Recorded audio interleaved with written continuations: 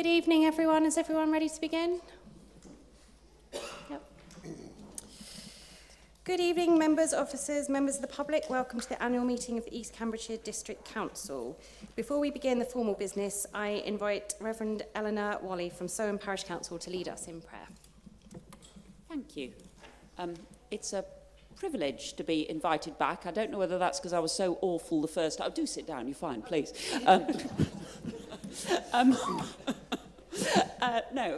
Maybe I was so awful the first time you give me a second chance, but it's a real pleasure to be here. Thank you. I think the old ones are always the best.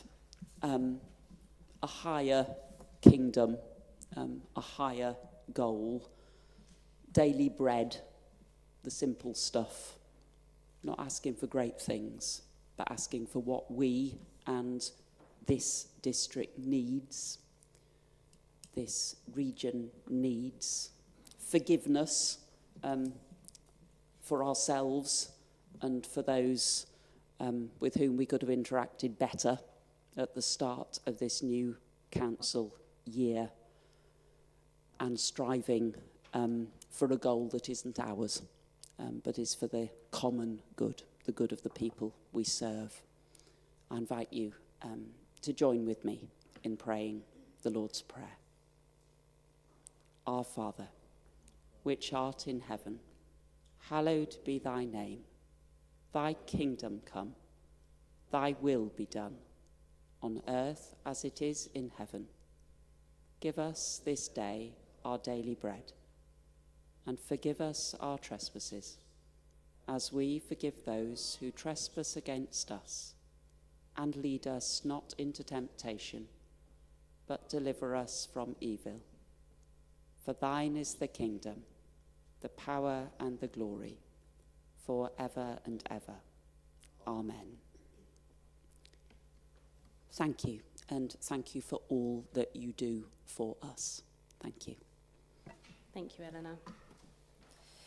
We will now observe a minute's silence in memory of both former Councillor Alan Alderson and Brian Hayes, both of whom served this council and their communities with such distinct commitment and dedication over many years. I ask you all to stand.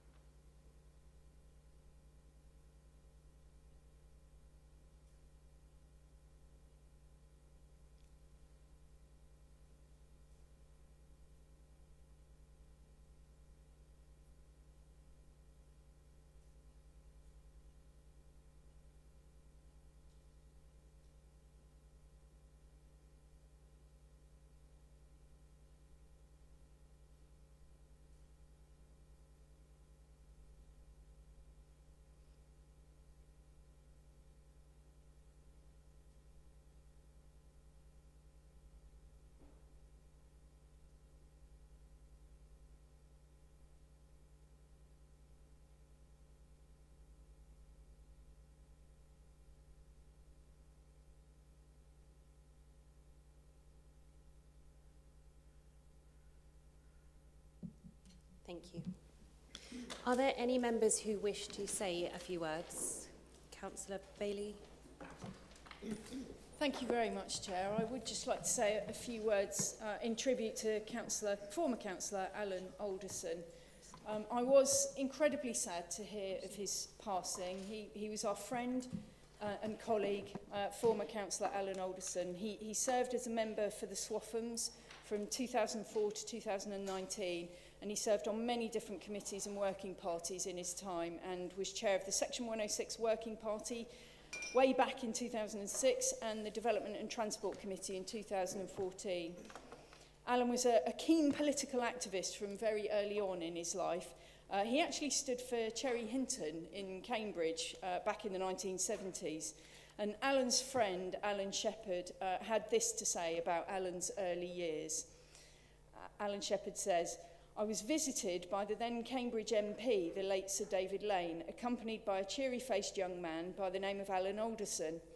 After a brief doorstep chat, I was enlisted as a member of the local Conservative group, of which young Alan was chairman. So that's where it all started. We became great friends, a friendship that survived the years in which we worked closely together, supporting the party by delivering thousands of leaflets, canvassing at elections, and taking on all the tasks that accompany it. Alan was a genuine working-class Tory who knew what it was like toiling for a living and successfully bringing up a family. He was an accomplished bricklayer and a more than excellent one at that. I also regarded him as a knowledgeable and efficient councillor. Alan was an excellent fellow who over the years earned my admiration and respect. He says, "Farewell, my old colleague, I salute you." Tributes from other friends and council colleagues describe Alan as passionate, community-spirited, honest, genuine and kind. And from my own experience, when I was newly elected in 2007, I found Alan to be incredibly welcoming of new councillors of all colours and none, and he was helping people to find their feet and offering support and advice along the way. And above all, he was kind. And until recently, Alan would still phone me up for a chat to catch up on the political activities of the day, local and national, often moaning, often offering his suggestions, and he'd lost none of his passion and none of his annoyance about the things of the day. And I will very much miss our phone calls. And of course, we send our sincere condolences to Alan's family and friends, and we thank Alan for his service to the people of East Cambridgeshire. Thank you. Councillor Kane. Thank you. I'd like to start by saying a few words about former councillor Brian Hayes, who I had the pleasure of serving with as a district councillor on this council. He was an old-style councillor, a really decent bloke who wanted to do the best for his community and for East Cambs District as a whole. He was a pleasure to work with cross-party, and I think we achieved quite a bit with Brian's help. So I'm sorry to hear of his passing, and my best wishes go out to his family and friends. Obviously, I knew Alan better because he was councillor for the Swaffhams ward, and I would often bump into him as I was out and about, because he was always out and about, often looking for where there was fly tipping to make sure that that got reported quickly, talking with local people about issues. We shared a real concern which we have, neither of us have yet achieved, but it would be good if we could one day, to get more proper, affordable housing in East Cambridgeshire, because we both understood the need that young people have and young families have to be able to live in the area where they were brought up, where they work, where their families are close by, and how difficult that is for people at the moment in East Cambridgeshire. He was assiduous as well at coming to parish council meetings, telling us what was going on, listening to our concerns and bringing them back to the council. He was a really excellent local district councillor. I know many people in the Swaffhams will miss him, and I certainly will, and my best wishes go out to his family and friends. Thank you. Councillor Ambrose Smith. Thank you. Brian Hayes served as a member for Littleport from 1999 to 2003, elected and sitting as an independent, which I think reflected his natural inclination. I believe that he would have been assiduous in reading papers prior to committee meetings, would question matters closely, and coming to his own conclusions. As a member here only since 2007, I never experienced working with Brian as a district colleague, but seem to recall standing in a polling station in Littleport Village Hall in 1999, seeing his name amongst others and putting a cross against it in the knowledge that he was a steady pair of hands. I knew Brian from the time he moved into Littleport, relocating from Lincolnshire in 1983, having been appointed to a new post within Anglian Water. Brian had moved here ahead of his wife Pam, who delayed her move to oversee the completion of A-levels by their daughter. Brian became a member of the newly formed Rotary Club of Littleport soon after his move from Lincolnshire, and initially, through my husband David, I came to know both Pam and Brian well. Brian worked hard at his many activities outside of his professional life, and he made a significant contribution within our community and also within the wider area. Brian was a strong advocate of the War Trade charity and often spoke of its work, and through the Rotary Club, substantial sums were raised to help support this. Brian, for 30 years, played an active role within our local charity, Branching Out, which trains and supports those with special educational needs. A huge commitment. As his health declined in later years due to age, he gradually reduced his workload and relished spending time with his growing family. Brian died at home as he had wished, devotedly cared for by Pam and surrounded by the support and love of his family. I, with many other friends, attended his funeral only a week ago, so his memory is still fresh in our minds. Thank you. Thank you. Councillor Sharp. Thank you, Chair. Just want to say a few words about Alan Alderson. I only knew Alan towards the end of his time on this council. I joined in 2016 and he had been already on for 12 years. But he was, as Councillor Kane has said, he was dedicated to his residents, always willing to discuss issues and offer advice, certainly in my early days on this council. And my lasting memories of Alan are, I forget the number of times, bumping into him either in the car park or in the shop in Waitrose in Newmarket. And we would spend many minutes, or probably half an hour, talking about issues and whatever, whether it be council issues or national politics or whatever. So certainly those are what I remember of Alan, my time talking to him. He never made much of a fuss, was always working for the villages that he represented, and he just got on with the job that he'd been elected to do. I know in his later life he suffered with ill health, but as being said, my thoughts are with his family at this very sad time. Thank you. Thank you, Councillor Sharp. Was there anyone else who wished to speak? Thank you. Sorry, Alan, could you turn your mic off, please? Thank you. We now move to a public question time. We proceed with up to 15 minutes of public question time. Jane, do we have any questions? Thank you, Chair. No questions received. Thank you. As the next item on the agenda is the election of the Chair of the Council for the upcoming year, and I am a nominee and the current Chair, I will leave the Chamber for the duration of this item, and I hand the meeting over to Councillor Keith Horgan, the Vice Chair, to preside.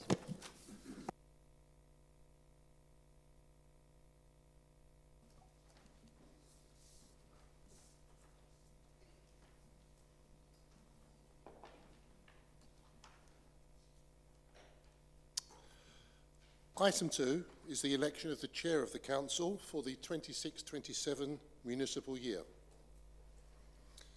Councillor Kelly Pettit has been proposed by Councillor Anna Bailey and seconded by Councillor Julia Huffer. Does the proposer wish to make a short statement in support of their nomination? Only to say I'm obviously very pleased to propose Councillor Kelly Pettit.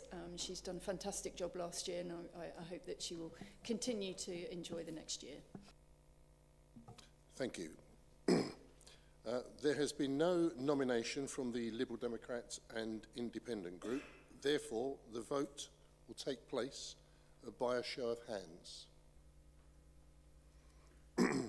Those in favour, please raise your hands.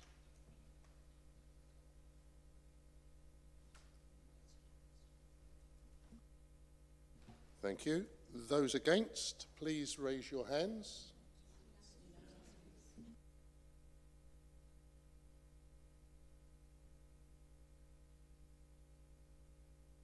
That vote is unanimous, I understand, and therefore we can invite Councillor Kelly Pettit to come forward to read and sign the Declaration of Acceptance of Office.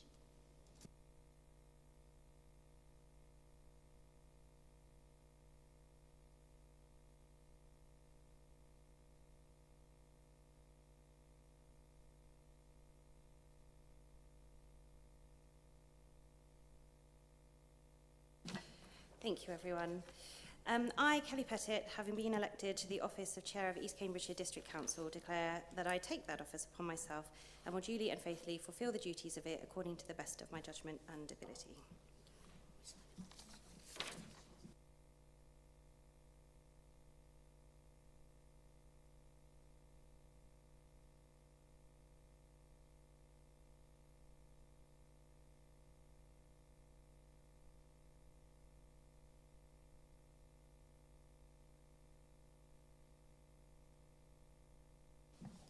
We now move to apologies for absence. Jane, do we have any apologies? No apologies. Thank you. Declarations of interest. Are there any members who wish to declare or disclose pecuniary interests or other interests on any items of this agenda? Councillor Kane? Yes, I have to declare an interest on item 9A because as well as talking about writing to the CPCA, it also talks about writing to members of Parliament representing communities along the A10 corridor, of whom I am one. Thank you, Councillor Kane. Agenda item 5 is the minutes of the previous meeting held on the 24th of February 2026, which are included in the papers. May I take it that the 24th of February minutes are agreed as a correct record? Does anyone have any? Councillor Bailey? Just a small matter. On page 14 of the minutes, which is page 24 of the pack, in the second paragraph down, it says that East Cambs Trading Company remained profitable and affordable housing was being delivered by Haddenham Land Trust. I think something's been sort of slightly missed out there. I haven't actually viewed the footage, but what I was saying was that affordable housing was being delivered, including a new opportunity for a next phase with Haddenham Community Land Trust. I don't know if that could be corrected, just so it's clear. That would be very helpful.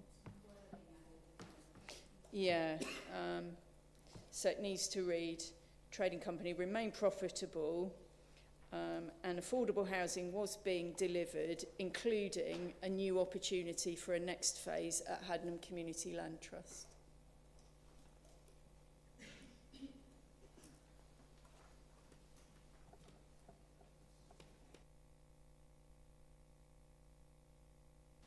Councillor Goldtuck? It's a really important matter, Chair, if you'll excuse me. Would Council object if I put the aircon on for a little while and then turned it off in a little while? Please proceed. Are there any other comments on the minutes? Thank you. Agenda item 6, the election of the Vice Chair of the Council for the 26-27 year. Councillor Keith Horgan has been proposed by Councillor Bailey and seconded by Councillor Huffer. Does the proposer wish to make a short statement in support of your nomination? Only just to say, very pleased to propose Councillor Keith Horgan. There has been no nomination from the Liberal, Democrat and Independent group, therefore the vote will take place by a show of hands. May I ask all of those in favour, please raise your hands.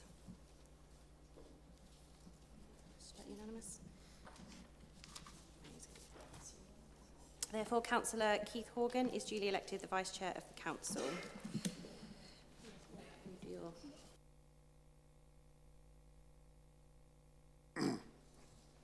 Declaration of acceptance of office. I, Keith Horgan, having been elected to the office of Vice Chair of East Cambridgeshire District Council, declare that I take that office upon myself and will duly and faithfully fulfil the duties of it according to the best of my judgment and ability.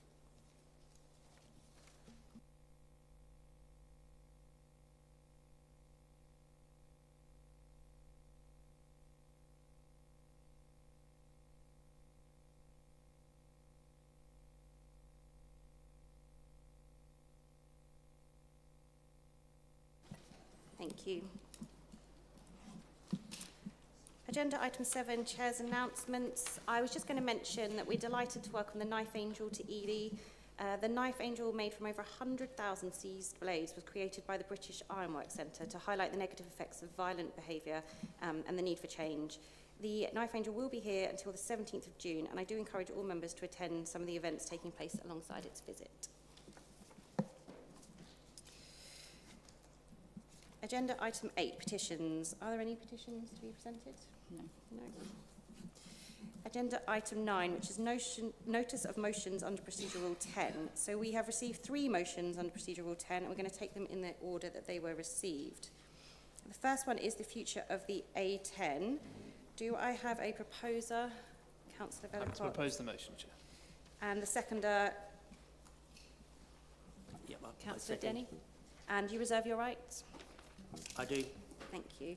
May I ask, we are aware that there is an amendment, but I'm just going to ask the proposer to speak to the original motion. Yeah, sorry, 1 second. Yes. Point of order. Councillor Kane has been advised that she has a conflict of interest because the motion asks that the council write to her. The original motion also instructs the leader of the council to write to the mayor of the CPA, and given that she is deputy mayor of the CPCA, does that not also create a conflict of interest? I'll just take some advice on that. I'll be back with you.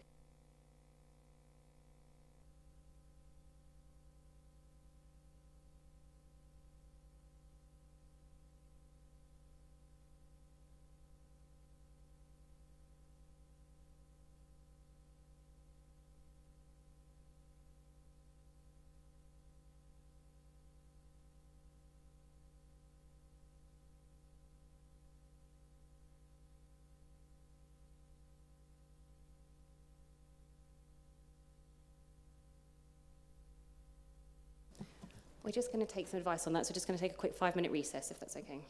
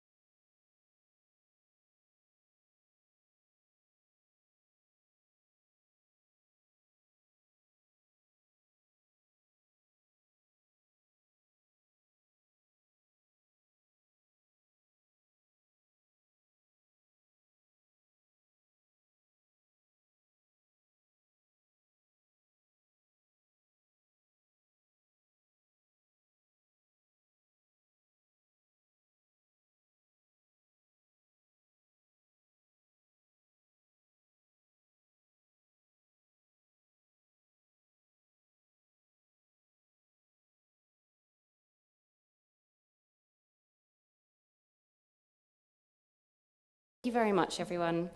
Councillor Bailey, did you wish to speak? Have you had your advice? I have had my advice, and I believe that there's an alteration from the proposer. Thank you. Councillor Vellacott. Thanks, Chair. I'm happy to take officer advice. Amend the sentence as follows. Where it currently reads, instruct the Leader of the Council to write to the Mayor, we shall now have request that the Chief Executive of the Council write to the Chief Executive. And it follows on of the CPCA, etc. Thank you, Councillor Vellacott. Do you also wish to speak to your motion?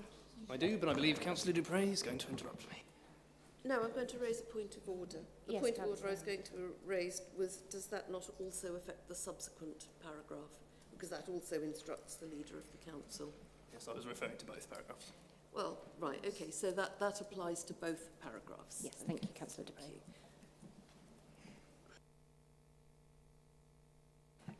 Councillor Vellacott, do you wish to speak to the motion? I do. Thank you very much. Good evening, colleagues. Lovely to see you again. Chair, if you'll permit me, I will just congratulate you on your re-election. You've done a fantastic job of steering the council over the last year, and I look forward to next year. And to Councillor Horgan on your re-election as Vice Chair. So, very pleased to bring this motion with my friend Councillor Denny to support the dualling of the A10. Very simple. Obviously, we have a massive use of the A10, and everybody in this room will realise that. Over 18,000 vehicles per day in use, and that will have increased since the work has been done. And that growth really needs to be supported. We have a large amount of growth in East Cambridgeshire. We're growing at about 2% each year. And I really want to see the improvements to our infrastructure alongside that. And dualling the A10 is one of the most economically beneficial things we can do. Obviously, as a council, we don't have the direct power to do that. But what we do have the power to do is to work with our partners at the Combined Authority to help secure government funding in order to get the A10 dualling project progressed.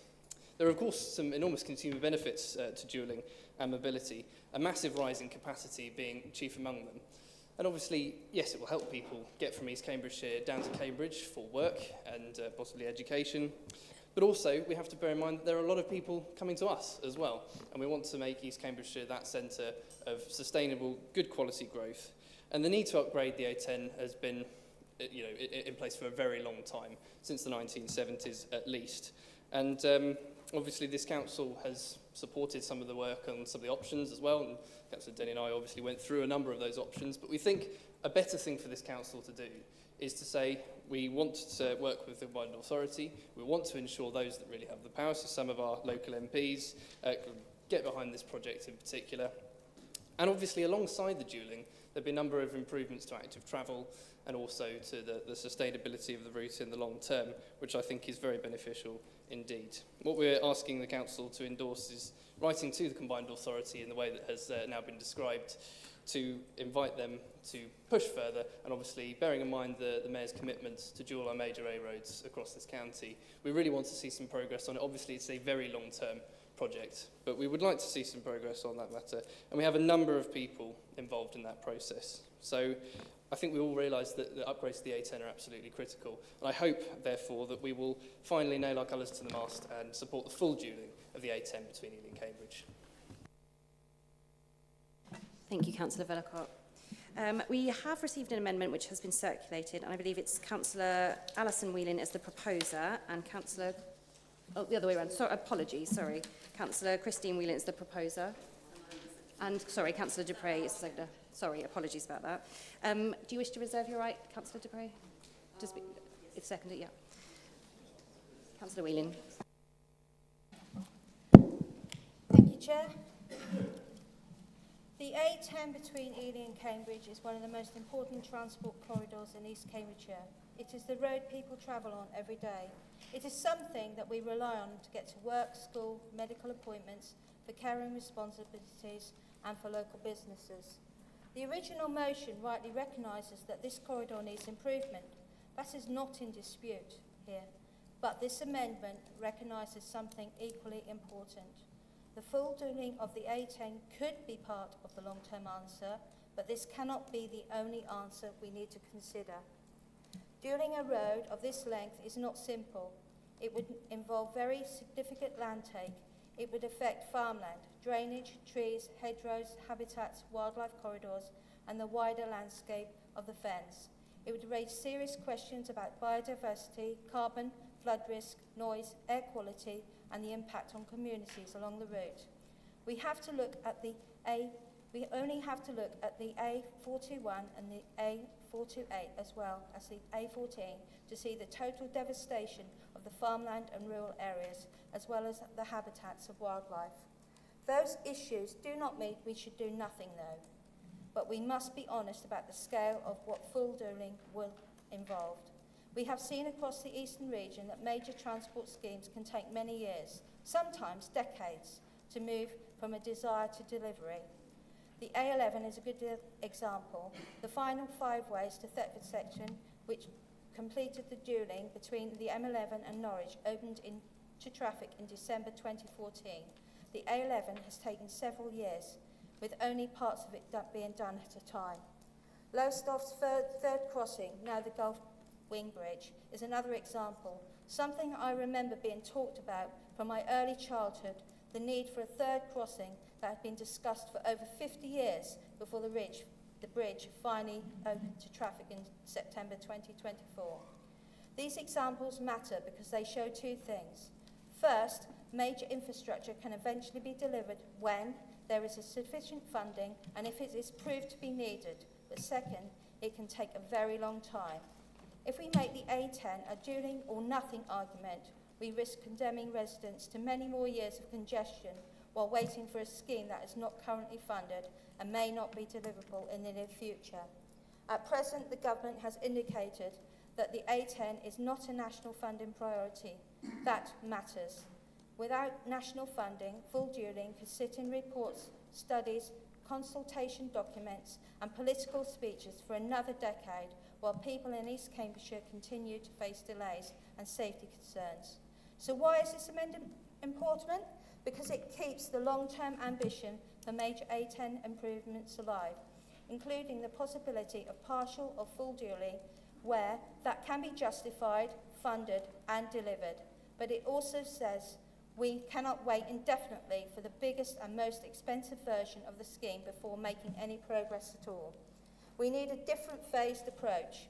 That means urgent junction improvements. It means work on the safety. It means tackling the worst pinch point. It means better provision for walking, cycling, public transport that can be reduced shorter car journeys. It means practical interventions that can be developed, funded and delivered sooner, while still protecting the strategic case for greater capacity in the future. This is particularly important because local government reorganisation may or may not have different successor authorities. We could see competing priorities, fragmented governance and less clarity over who is responsible for pushing the scheme forward, either with the CPCA or the government. That is why East Cambridgeshire District Council needs to be clear about what is needed. This amendment asks the Leader of the Council to write to the Mayor of the Combined Authority. It asks for the A10 corridor to remain a priority. It asks for clarity on the programme, including work being taken forward through the Strategic Place Partnership. It asks that neighbouring authorities, MPs and stakeholders are brought into the conversation so that it does not become a fragmented debate. It says we support urgent improvements to the A10. It says we recognise the long-term case for greater capacity. It also says we must be honest about cost, the funding, the biodiversity, environmental impact and the timescale. Residents do not need to hear another motion that promises but cannot completely deliver. They need this council to press for improvement that can actually happen while continuing to make the strategic case for the corridor as a whole. This amendment is realistic and it gives us a stronger position with the combined authority, with government, with Homes England and with neighbouring councils. I ask members to support it. Thank you. Thank you, Councillor Whelan. Point of order. Yes. Will Councillor Whelan and Councillor Dupre be amending their amendment to reflect the amendment that we made to the motion? Yeah. Yes. Does anybody else wish to speak to the amendment? Councillor Bailey? Yeah, thank you. I have to confess to being a little bit flummoxed by the amendment from the Lib Dem and Independent Group. The amendment deletes some of the factual content in more than one place from the original motion, and I can't really understand that there was a good reason for those deletions. Just taking an example, It is simply a matter of fact that the outcome of the Cambridgeshire County Council work recommended as its preferred option full dualling between Ely and Cambridge with an off-road active travel scheme. And I know that for a fact because I was the councillor that put the motion that resulted in that work and followed it through. It was the 2018 Cambridgeshire County Council Mock McDonald Strategic Outline Business Case that said the result of that was a recommendation of dualling the A10 from Waterbeach to the A10A142 BP roundabout at Ely. And it also included an off-road, totally segregated, dedicated cycle route from Ely to Cambridge. And it did give an indicative alignment that took the A10, A142, BP and Lancaster Way roundabouts out of the road alignment completely. The amendment really, for me, it talks down the chances of securing funding at all, almost. And that's not what we need. We need to be championing this vital piece of infrastructure.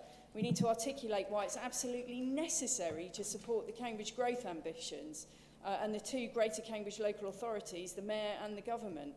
Talking down the A10 upgrade just isn't the way to secure funding.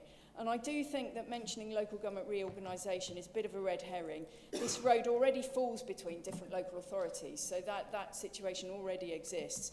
But the fact of the matter is that the A10 upgrade falls within the remit of the Mayor and the combined authority, not any future unitary authorities. But what I find most difficult to comprehend, though, is this. We do believe that the East Cambs Lib Dems are against dualling the A10 between Ely and Cambridge, even though they're shy about saying so in public. This amendment deletes references often throughout it. The references to full dualling are taken out, but then it retains them elsewhere, culminating in the first bullet point towards the end, where it states that the Council resolves to reaffirm its strong support for urgent improvements to the A10 corridor, including the full dualling between Ely and Cambridge. If we're strongly reaffirming our support for full dualling between Ely and Cambridge, we should strongly reaffirm it. We shouldn't talk down the chances of getting funding. We should talk up the reasons why it's needed to support the growth of the region. So I ask the Lib Dems straight, really, are you for dualling the A10 between Ely and Cambridge, or are you not? And if you are, let's unite behind the combined authority and make the case to government about why dualling is mission critical to their growth ambitions and why we need this piece of infrastructure. And if you're not, then just say so and be clear with local residents. And if you're not for it, perhaps your amendment needs an alteration. Thank you, Councillor Bailey. Councillor Denny. Thank you, Chair.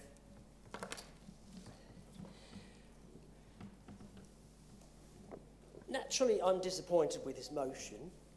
Me and Councillor Velicourt have put a lot into this our motion, and we believe fervently in dualling the A10. I just want to go back on a couple of points that Councillor Whelan has mentioned. Firstly, I'm glad that she recognises that obviously the A10 is one of the most important corridors in Cambridgeshire, currently taking roughly 18,000 vehicles a day. I take your point, Councillor Whelan, about farmland and biodiversity, but actually, you know, we would never have had a railway if we took that on board all the time and put that in the way of actually building new infrastructure. You also talk about these things can take quite a long time to actually come to fruition, but is there any reason? Is there any reason not to try that? Just because it might take a long time doesn't mean to say we can't try. Surely we can get it on the agenda, and that's the whole point of this motion, is to get it on the agenda so we can, you know, bring it forward as quickly as possible. Thank you. Thank you, Councillor Denny. Was there anyone else that wishes to speak? Councillor Dupree? Oh, sorry, Councillor Inskip. Yeah, I'll just be brief, but I speak as an A10 commuter. I live in East Cambridgeshire. I work in Cambridge, so I have to use the A10. And unlike Councillor Denny, I have that experience several times a week. It's good that he acknowledges it will take a long time for dualling to happen. But then you have to offer something else to residents. And he isn't offering that. He's rejecting that. And I don't understand why you reject that unless you're not really familiar with the experiences that people have day in, day out. We can't wait 10 or 20 years for some gold-plated scheme. We actually need improvements now. We need to push the authorities to get those improvements now and the government to fund those improvements now. And I think it's absolutely wrong to reject a call to see those improvements that will help people in the short term. Let's recognise there's a problem we need to tackle today, and people can't wait 10 or 20 years to see an improvement. Thank you, Councillor Inskip. Councillor Trapp. Thank you very much. Yeah, I mean, it'd be great to actually make the life and travel for all these people very much easier. Dueling, though, unless the A10, A14 roundabout is actually improved, and it is a major roundabout, for which actually I think is actually two roundabouts in one. That's why there's all the back. All it's going to do is bring the traffic quicker to the pinch point, which is that roundabout.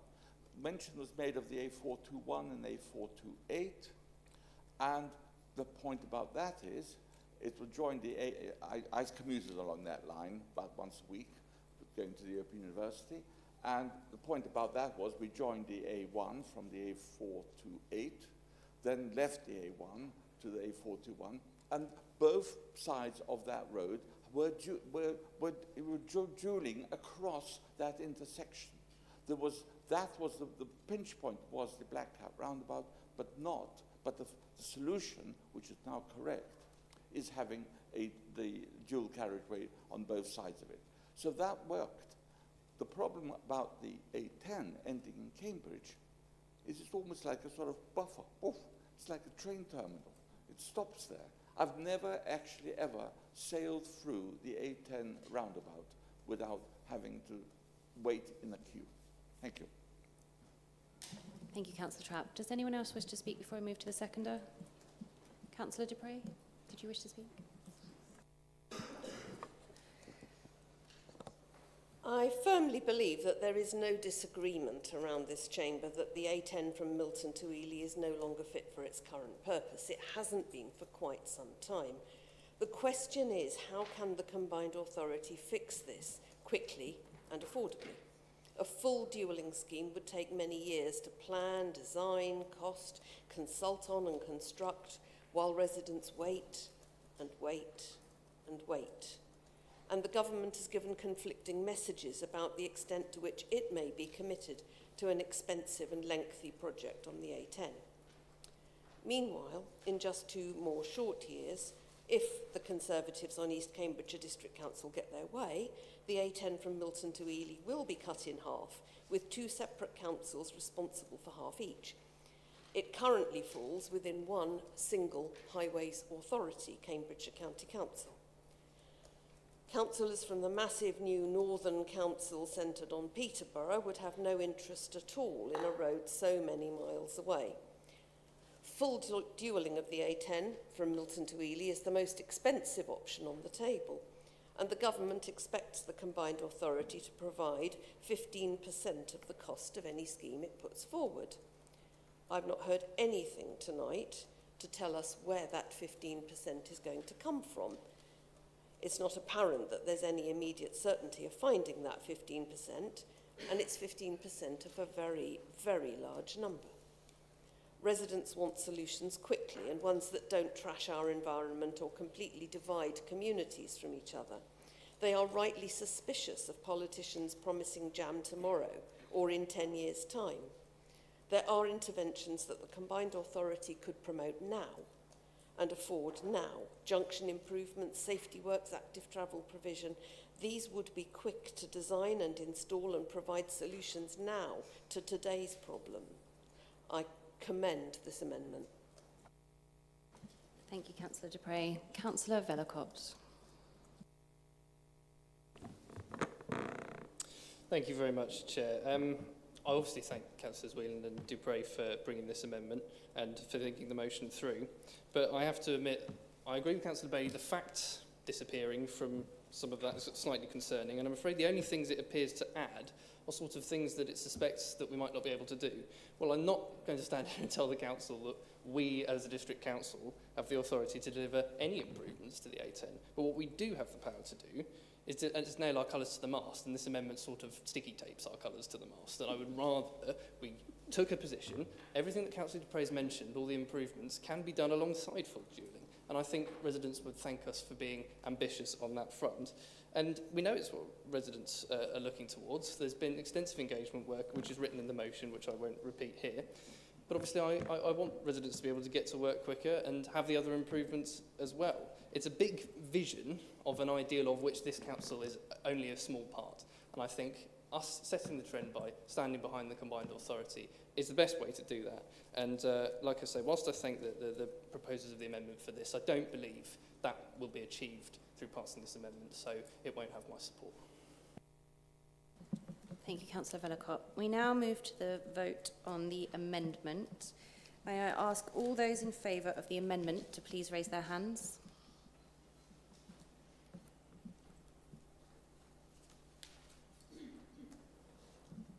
And all those against the amendment?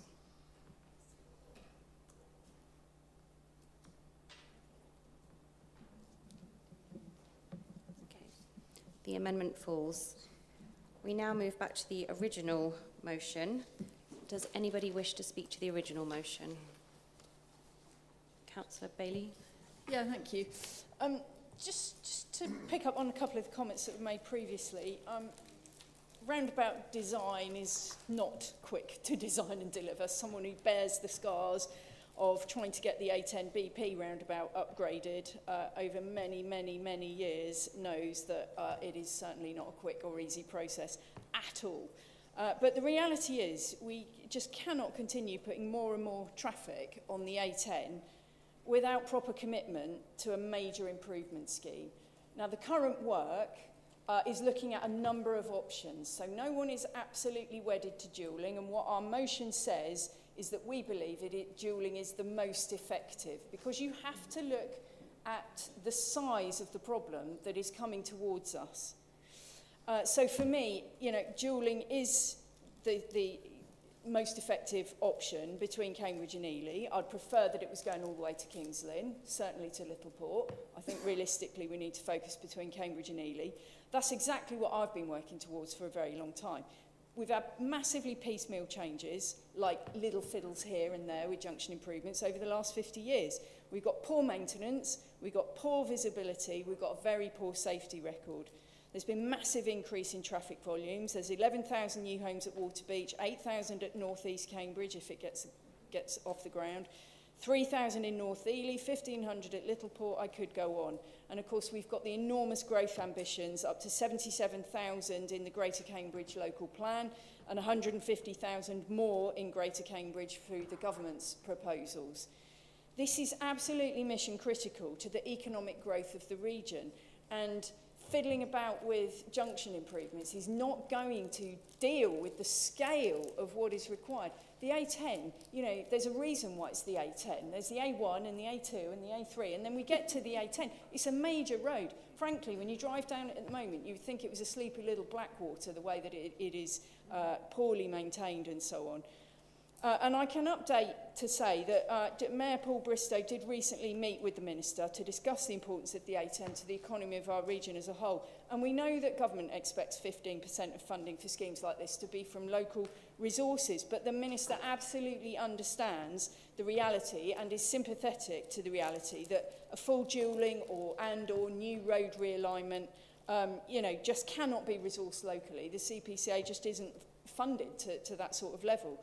But the case is there for government, and it's simple. It's really simple. If government wants housing and it wants economic growth and the treasury seats that go with it, they need to fund appropriate infrastructure. And they know that this is appropriate infrastructure. They agree with that position. So I'm delighted that the Lib Dems did just support their own amendment, which did reaffirm strong support for dualling the A10 between Ely and Cambridge, and that is all that our motion is doing. It's talking about it being the most effective solution.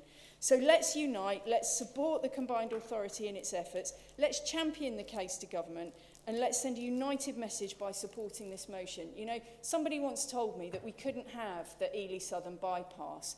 We didn't accept that. It was hard, it took a long time. It took a lot of effort to put the funding package together. This council supported it to the tune of £1 million.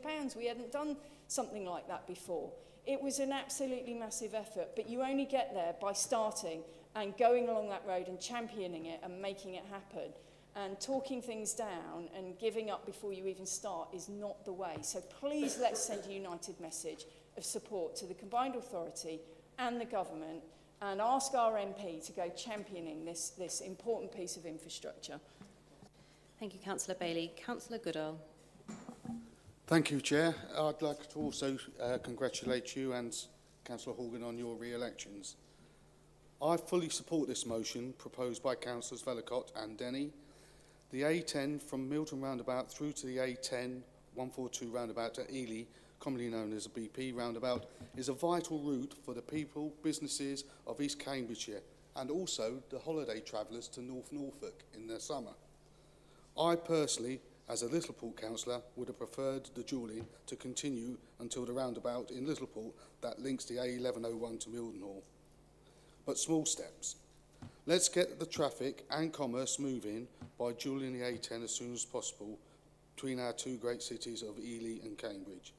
I fully support this motion and hope that the Chamber will give its full backing. Thank you. Thank you, Councillor Goodall. Councillor Sharp.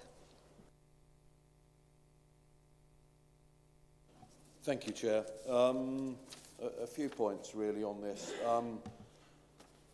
I sat on the Highways and Transport Committee at County, and certainly one of the first things that was done when the joint administration came into power was they pushed this development into the long grass, very much so, and it was supported by the Labour mayor who went along with that. So we have wasted some time on putting this forward. And also I raised at the last CPCA Transport Committee around, I think we've missed tricks around Section 106 agreements with Waterbeach development and things like that, where funding could have been put in place and much more beneficial for everyone.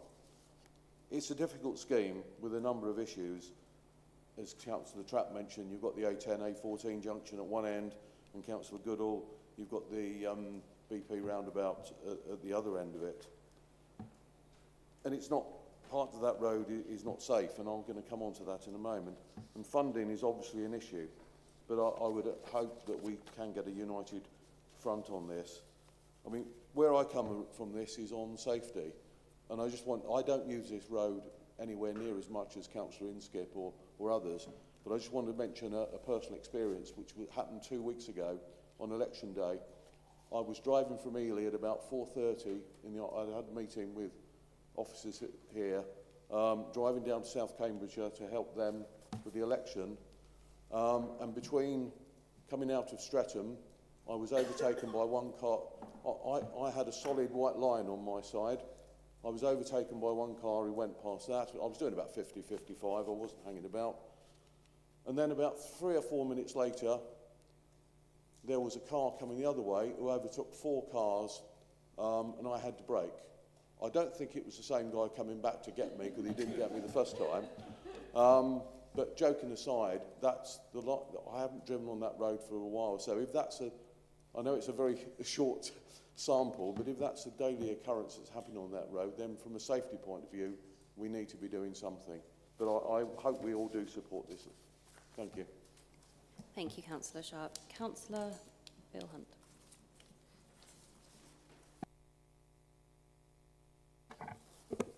Thank you, Chair. My patch, my ward, has 4 villages in it. 2 of them, Little Thetford and Streatham, are majorly affected by the A10. And it's really just, if there's any ward that really should be speaking up in this room about the A10 dualling, It's the Streatham ward. Yes, it comes into Ely by about a mile, but it's about 5 miles through my patch, and it's everybody from those villages has to come into Ely. I would say that Streatham Windmill is one of these absolute accidents waiting to happen. Imagine you're coming out of Streatham and you want to come into Ely. You're turning right. It's raining, but all the white lines have worn out. You don't know where you are. When is there going to be a death there? Very shortly. At least the people in Streatham have the option of being able to go down to the roundabout and then access the A10 at the moment. They can do that. But of course that is denied to the people of Little Thetford. I was teaching my son to drive and we were coming out of Little Thetford, turning right into Ely. And I said, this is where your clutch control will be life or death. Stall the engine and you're dead. Fortunately, I'm on the other side of the car. But this is the thing that people face every day. And I really think we should get on with the job.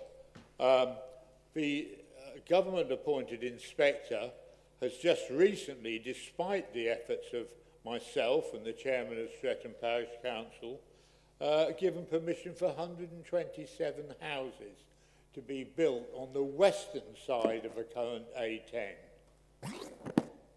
The kids are going to cross the existing road. Everything is on the eastern side, the playing field, the church, the pub, the shop, the school. We can't allow this. It would be grossly irresponsible not to support this. We should be doing everything we can to make people's lives safer and more convenient. And I can see very easily that I've been involved with a bus service. There's about 200 people live in the Lazy Otter Meadows in mobile homes. They want to go in, they're mainly elderly, they want to go into Ely by bus. They can't, the buses will drop them and take them into Cambridge, but they won't cross the traffic when they're coming out, so the buses won't go to the Lazy Otters. So 200 people are cut off. Goodness, we need to get a new road. And what we don't want to do is do what I believe is being promoted from the other side, is to do a bodge job. If we do a bodge job, the government will say, oh, we've already dealt with that. Oh, that's been dealt with. That's in the past. That's finished. No, we want a job and we want a proper job. And anybody who is against that proper job, I think, does a gross disservice to the people of this area. Thank you, Chair. Councillor Trapp. Gosh, I thought we were quite down the queue here. It's very good, actually, of having a proposal to join Ely with Cambridge more firmly. Is that in the anticipation of the option for LGR being correct, the ones that should happen? Maybe there's a prescience here. Maybe this is, we've had a magic crystal ball. Thank you very much for doing that. Are there any other speakers before I move to the seconder? Councillor Denny. Thank you, Chair, and apologies, I didn't congratulate you on your new position, and same for you, Councillor Horgan, on your position. Firstly, I would like to pay tribute to the family and friends of a recent fatality on the A10. I think just at the weekend, I believe. I think that highlights how dangerous the A10 really is, and actually how imperative it is to dual it. Now, I'm exceptionally pleased and proud to be supporting this notion. Now, when you speak to people about the A10, there's two words that are often said to me: delays and dualling. Why do they say that? Because the A10 isn't fit for purpose, day or night. Now, the Outland business case in 2020, there was an awful lot of public engagement, and the overwhelming support was for dualling. But not just any dualling, Full fat duelling, the real deal, full on duelling. No faffing around with junctions and a few white lines here and markings on some road. They wanted proper duelling. And if we're going to do this properly, we need to duel the whole thing from start to finish. Now, to dismiss anything other than that is actually failing to listen to what residents are calling for. Now, we are here, I believe, to listen to residents. Surely, not listening to ourselves, but listening to what they want. Now, maybe the group on the other side should take heed from the Lib Dems in Scotland, because they're very much pro-duelling in Scotland. And I can give you the information if you so require that. Or the progressive Norfolk County Council, where they've obviously, like Councillor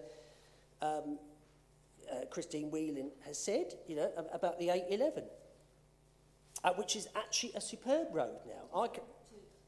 I can remember driving when I lived in Norwich down to meetings in Cambridge, and actually the thought of going to an early morning meeting at 9 o'clock in the morning, going down the A11 was just absolutely painful. Now it's a breeze. Now it might not be perfect sometimes at the Mildon Hall roundabout occasionally, but nothing is perfect in life, is it? But actually, I think if you were speaking to residents around the area, that, you know, it doesn't go through all those awful villages and all that now, I'm sure they're more than happy that actually it's on another part of a stretch of road. Now, we've also got the A47 in Norfolk that's been duelled. Councillor Dupre will know the A30 in Essex, which is a superb duelled road. I mean, I can't remember what year that was duelled. It's been quite some time now. And, you know, you talk about junctions. Well, just because there might be a few issues with junctions doesn't mean to say we can't duel.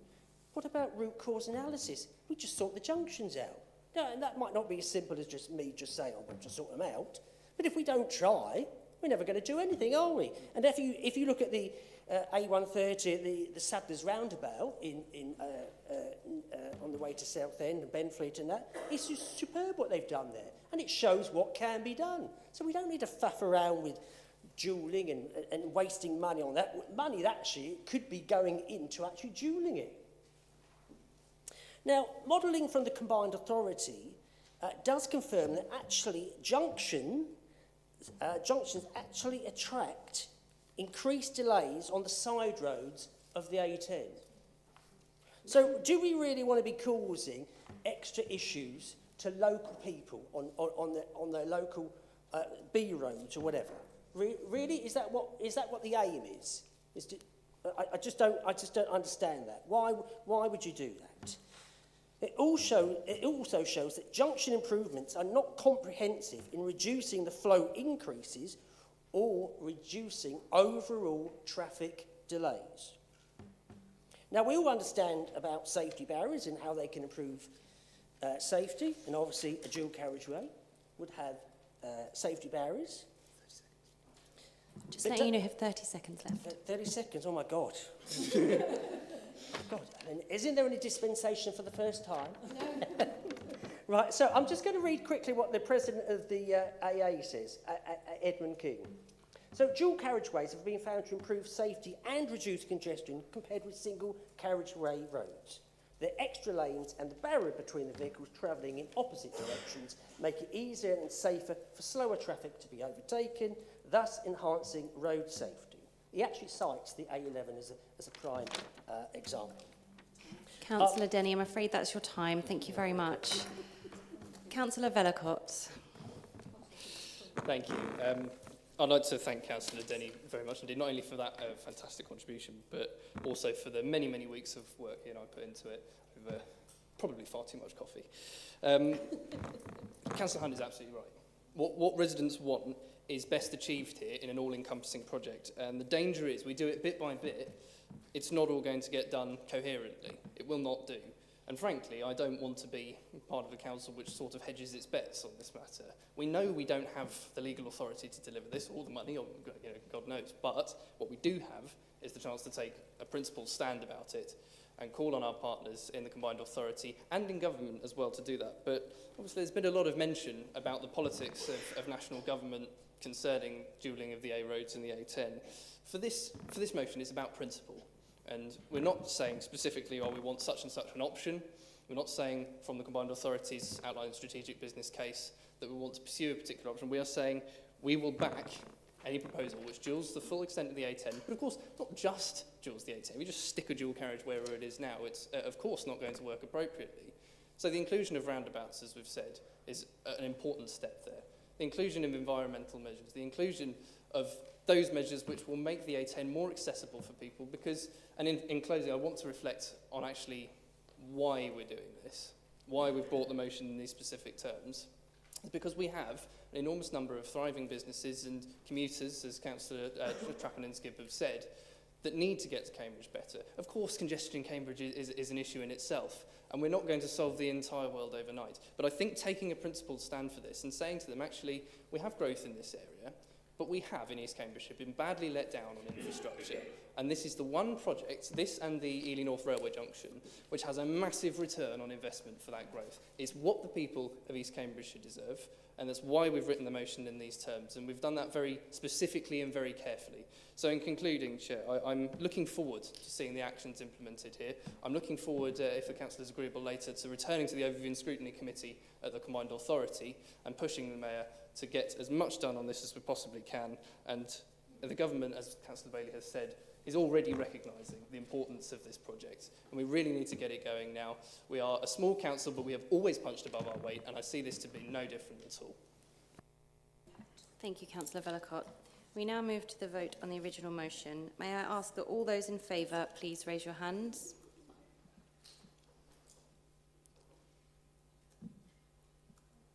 And all those against? And all those abstaining?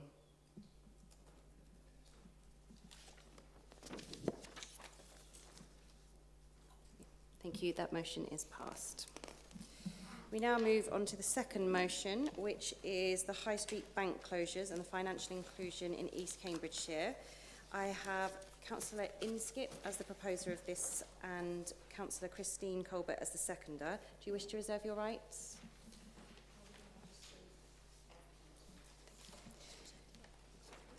We do have an amendment, but we will move to the proposer to speak to the motion first.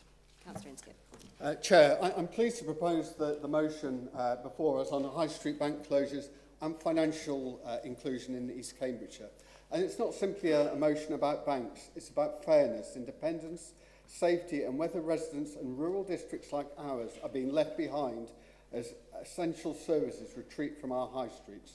Across East Cambridgeshire, we've seen the steady disappearance of face-to-face banking. In Ely alone, HSBC closed in 2020, Barclays in 2024, and NatWest in September 2025. Remaining bank branches continue with reduced opening hours. Earlier closures in Burwell and Littleport mean that many of our communities have lived for years without a local branch. The motion before us sets out that pattern clearly. And it's not just a local inconvenience. It's part of a national retreat from the high street, which reports that there were 410 bank closures in 2024, 433 in 2025. Since 2015, thousands of banks and building society branches have closed across the UK. For some people, digital banking works well, but we mustn't confuse available online with accessible to all. Many older residents, disabled residents, people on lower incomes, and those without reliable broadband or mobile signals can't simply switch to a smartphone banking app, nor should they be made to feel that needing face-to-face help is somehow outdated or unreasonable. In rural areas, the problem is worse. Public transport is limited, distances are greater, and a journey to the bank can mean time, cost, and stress that many people simply cannot afford. For someone without a car, what looks like on paper a manageable journey may in reality mean buses, a long wait, or no practical option at all. And nor is it just about personal banking. Small and independent businesses need to deposit cash, obtain change, discuss lending and manage day-to-day finances. Charities and community groups often rely on volunteers who need safe and trusted and straightforward ways to handle money. And when banking disappears from the high street, the burden falls on the very people and organisations who can least absorb it. And we should also remember the safeguarding dimension. Fraud and financial abuse are growing concerns. A conversation with a trained member of staff can make all the difference when someone is feeling pressured, confused, scammed or exploited.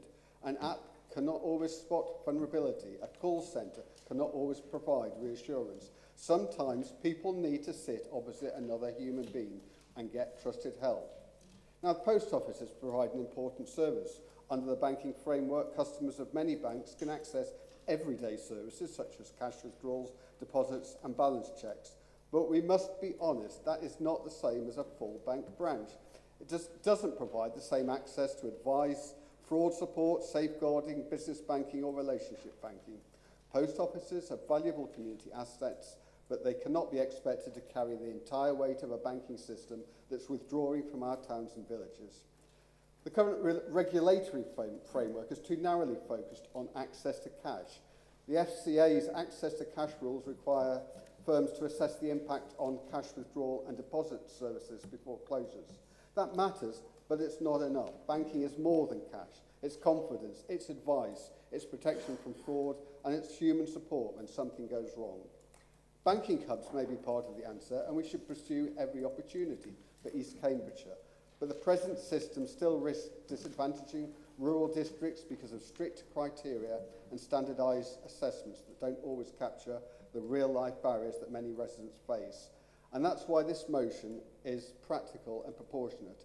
It asks us to call on the government to broaden the definition of banking access, to press for banking hub criteria that reflect rurality, transport, digital exclusion and business needs, to engage directly with the banking sector and to strengthen local work on digital inclusion. It also asks us to work with local businesses, charities and community partners to understand the specific needs of our area and to report back to full council within 6 months. Chair, this motion says to residents we must recognise the problems, understand the impact, and we will not accept a future in which essential services vanish quietly from our communities. Thank you, Councillor Inskip. So we have received an amendment which has been circulated, and I believe it's Councillor Vellacott is the proposer. Sorry. Is the motion not being seconded? I thought she said she wished to speak now.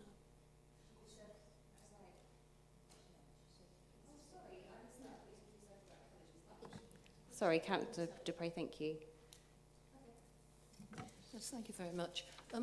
I hope members will appreciate just how important this motion is, not just for our residents, but nationally.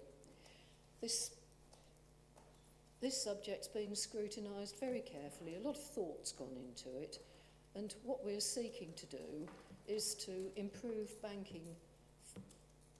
access to banking facilities, full banking facilities, not just to our residents in East Cambridgeshire, but ultimately beyond. Dealing with financial matters can be a daunting experience, and particularly so for anyone suffering from stress or anxiety. And there are many, many occasions when people dealing with their banks are suffering from stress and anxiety for one reason or another. And being forced to use unfamiliar technology or having to travel a substantial distance to see someone presents a further difficulty for those people, as indeed it may do for some people suffering from a range of disabilities or living in rural areas. In general, it is much more pleasant and more efficient to be able to deal with financial matters by making a visit to a local bank and speaking directly to a fellow human being. But unfortunately, across our district, residents, businesses and charities are increasingly being robbed one by one of this contact due to bank closures. This motion identifies the problems which exist and identifies ways to go about resolving them by taking specific actions. I hope that members will all recognise the very considerable importance of this motion and give it their support. Thank you. Thank you. We now move to the amendment, and I have got Councillor Vellacott as the proposer and Councillor Bailey as the seconder. Do you wish to reserve your right? Yes, thank you, Chair. Councillor Vellacott.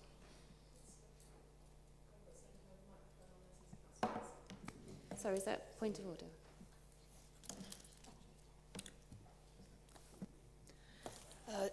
Chair, as this motion once again talks about writing a letter to the local MP, I have to declare an interest. Thank you, Councillor Kane.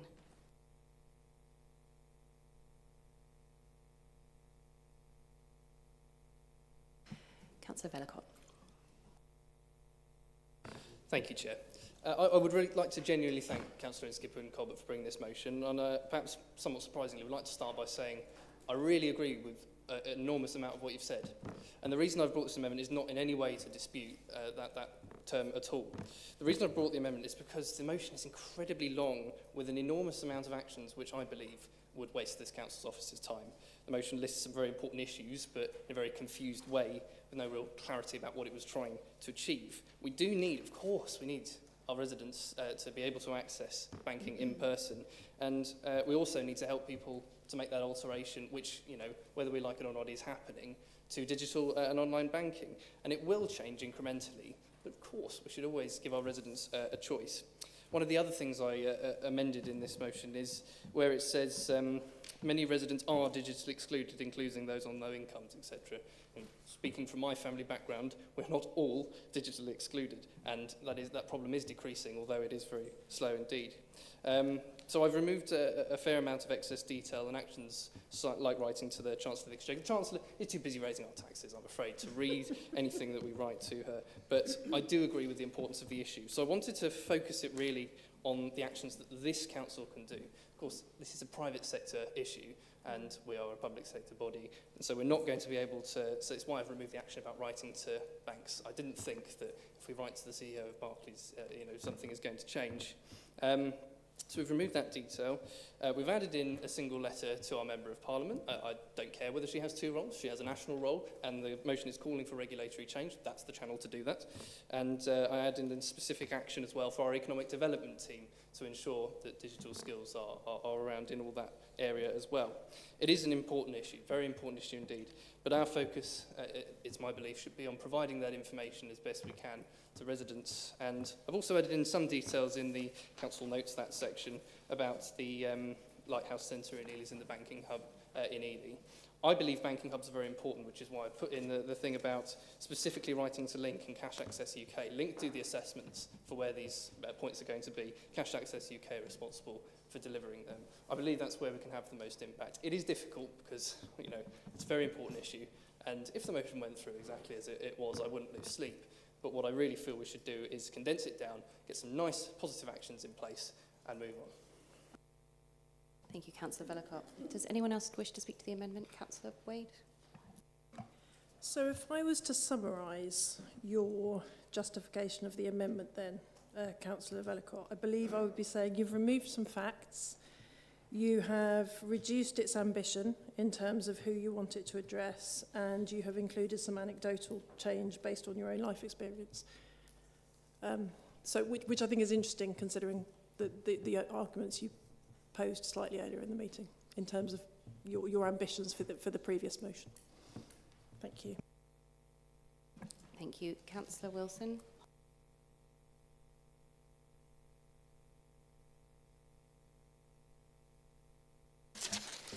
Thank you, Chair. As a treasurer of a number of charities, I know for a fact that they are regarded by banks as businesses. And post offices do not do any cash or cheque facilities for businesses. They specifically refuse to do it. Therefore, a charity must use a bank. And if the banks are not there, they will not be able to do it. Now, in this East Cambridgeshire are numerous charities, and charities are particularly good at raising money, but not often in cash, and sometimes in cheques even. And these things have to be therefore taken to the bank. Now, that means that they have to go perhaps many miles to actually achieve what they would otherwise do. So I think chopping out some of the bits you said were a bit irrelevant because they're just details and they make the resolution long. You've actually attacked charities across the whole of East Cambridgeshire who are going to suffer because you have excluded their needs, which are different, in fact, from the ordinary individual. Thank you. Thank you. It's a personal explanation. Yes, Councillor I did Vellacott. not mention charities. I believe charities are very important. Noted. Thank you. Councillor Trapp.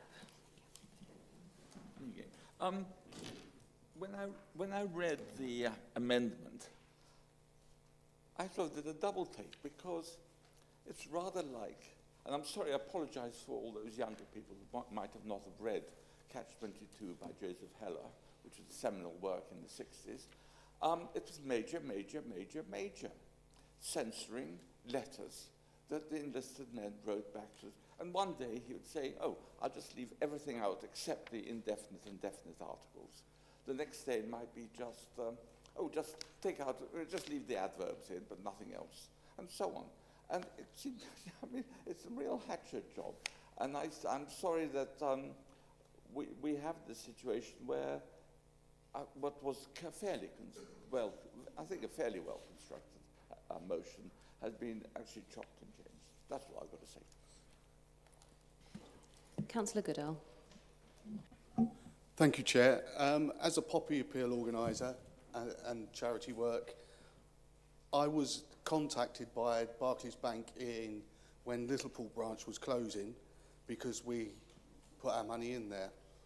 Now then, writing to them and speaking to the banks seems to be irrelevant because when the guy spoke to me, I turned around and said to him, well, every time I'm in the bank, there is a big queue and we're waiting and waiting and waiting.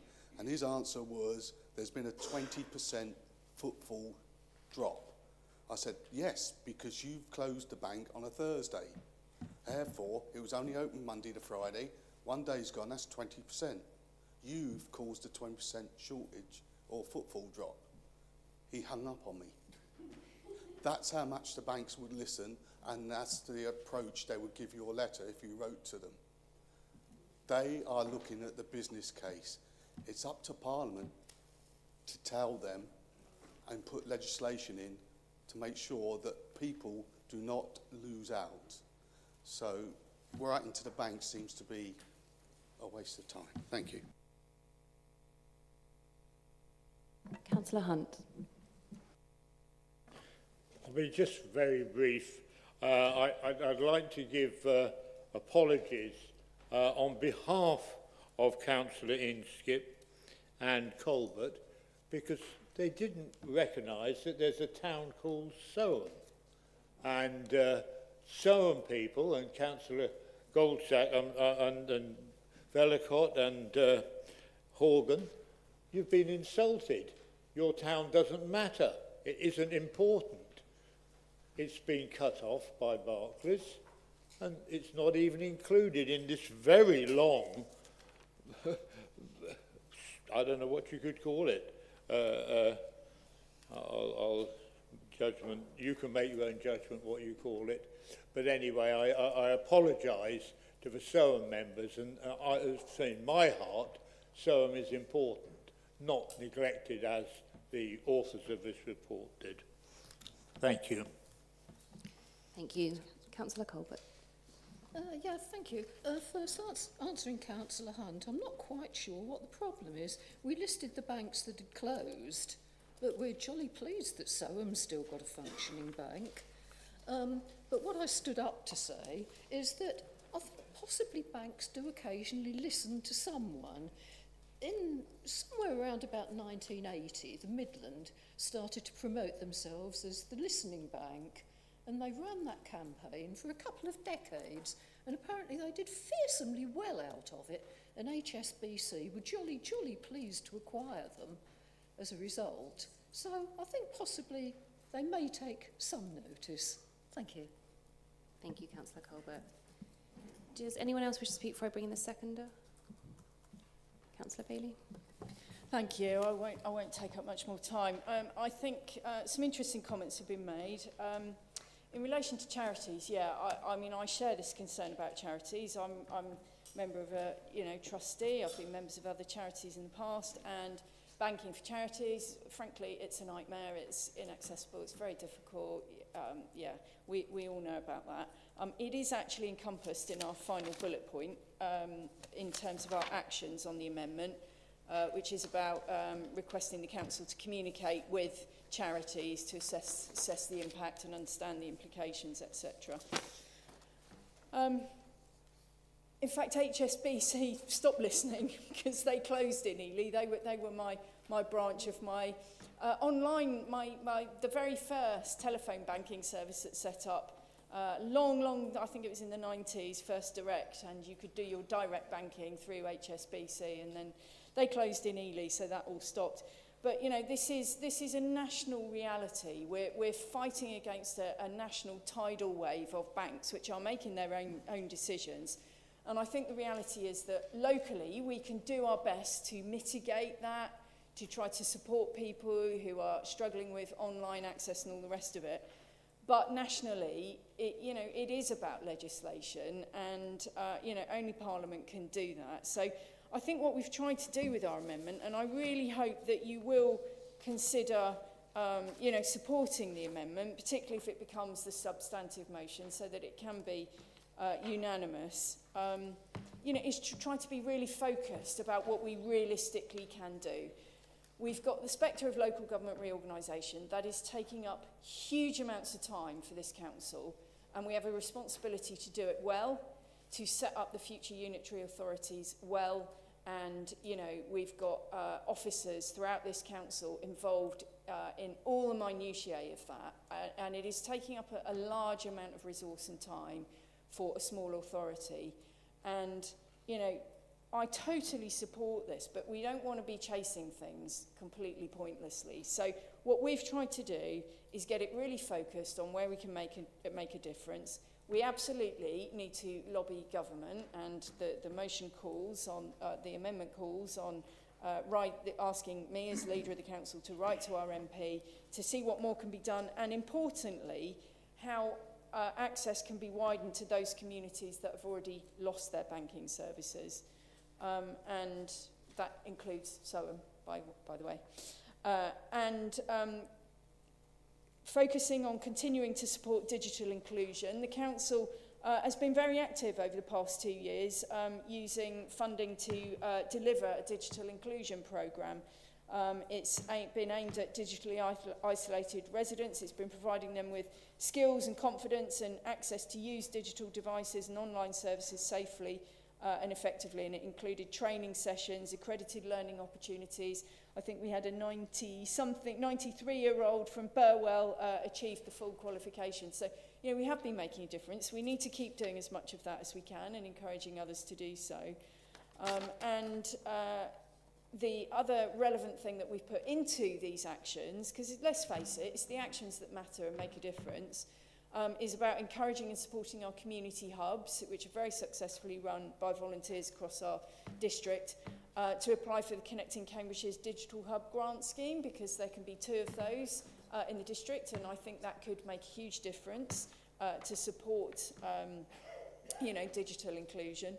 The final bullet point, recognises absolutely what was in the original motion, which is about asking the Council's Economic Development Service to communicate with local businesses, groups, charities, just to make sure that we've got a proper understanding of the impact of closures, find out whether there is anything else that can be done to mitigate those impacts, and then, if necessary, and if relevant, encourage relevant private sector bodies to try and continue in-person banking. And obviously, we only get to set up a banking hub if and when a community's lost its last banking service in an area. So we need to keep that in mind. But we've just tried to tighten it, and we've included lots of stuff in terms of the actions that wasn't actually in the original motion, and I hope you can see the value in those. Thank you, Councillor Bailey. Councillor Inskip. Thank you, Chair. I can't support this amendment, and that's not because the amendment doesn't say anything useful. It acknowledges that bank closures have happened, it says that post office services are limited, and it recognises that digital banking is not a universal solution.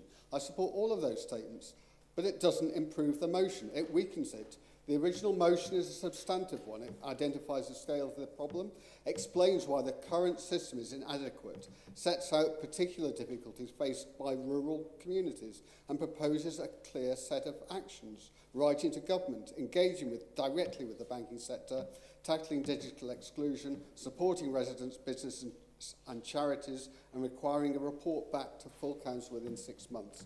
The amendment removes that structure and replaces it with something narrower and weaker. First, the amendment weakens the call for government action. The original motion calls for the council to write to the government, including the Chancellor of the Exchequer, asking for a broader definition of banking access, reform of banking hub criteria, and stronger regulatory protections. The amendment removes all of that. Instead, it asks the Leader of the Council to write to our MP to ask what can be done nationally to support the continuation and improvement of work by Link.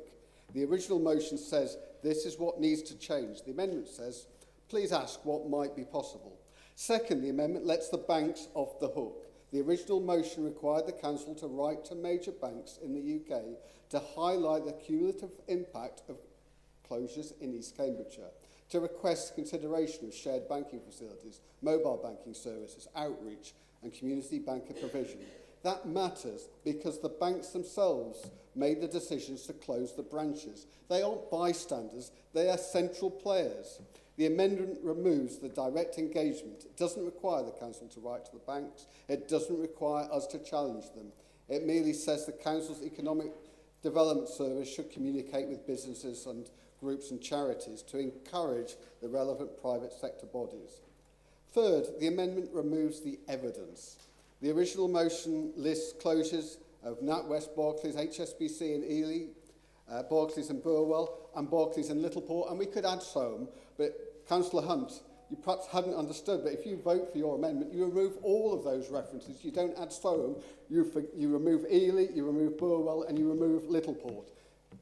And that list is important. It evidences the cumulative nature of the problem. It shows this isn't one isolated closure or one temporary inconvenience, but a sustained withdrawal of high street banking. Fourth, the amendment narrows the problem. The original motion is clear that it's not simply about cash access. It's about the full range of banking needs, face-to-face advice, fraud prevention, safeguarding, business banking, relationship banking, and support for residents who can't rely on digital services. The amendment does retain some language around those, but it channels the response through the existing Link framework. That is precisely the framework that the original motion says is too narrow. The point of the original motion is that access to cash is not the same as access to banking. A cash withdrawal is not the same as advice. A balance check is not the same as fraud support. A counter deposit is not the same as a relationship with a bank that understands a small business, a charity or a vulnerable resident. Fifthly, the amendment gives undue weight to the Barclays local service in Ely. Of course, any in-person provision is welcome, and no one should object to residents being provided with access to a customer advisor. But a limited Barclays service in Ely is not a replacement for the loss of bank branches across the district. Sixthly, the amendment removes the language on digital exclusion. The original motion states that many residents are digitally excluded. The amendment changes that to say that residents are merely at risk of digital exclusion. For many residents, this is not a risk, it's a reality. They are excluded now, and we should recognise that. Seventhly, the amendment removes the rural access argument. The original motion explicitly identifies the rural barriers, limits to public transport, longer distances and physical barriers that restrict access. Those points are missing from the amendment. Eighth, the amendment removes accountability. The original motion requested a report to full council within 6 months, setting out the progress on engagement with the government, with banks, on opportunities for banking hubs or alternative provision, and further recommendations. You have 30 seconds. The amendment removes that report back entirely. Without a report back, we have no clear timetable, no structured update, and no formal scrutiny. The amendment is weak. It's cautious. It recognises the problem, but reduces the response. It changes clear commitments into general encouragement. It removes direct asks. It removes the report back. It removes much of the urgency. And that's why I can't support the amendment. I urge members to reject the amendment and stick with the original motion. Thank you, Councillor Inskip. We now move to the vote on the amendment. May I ask that all those in favour of the amendment please raise their hands.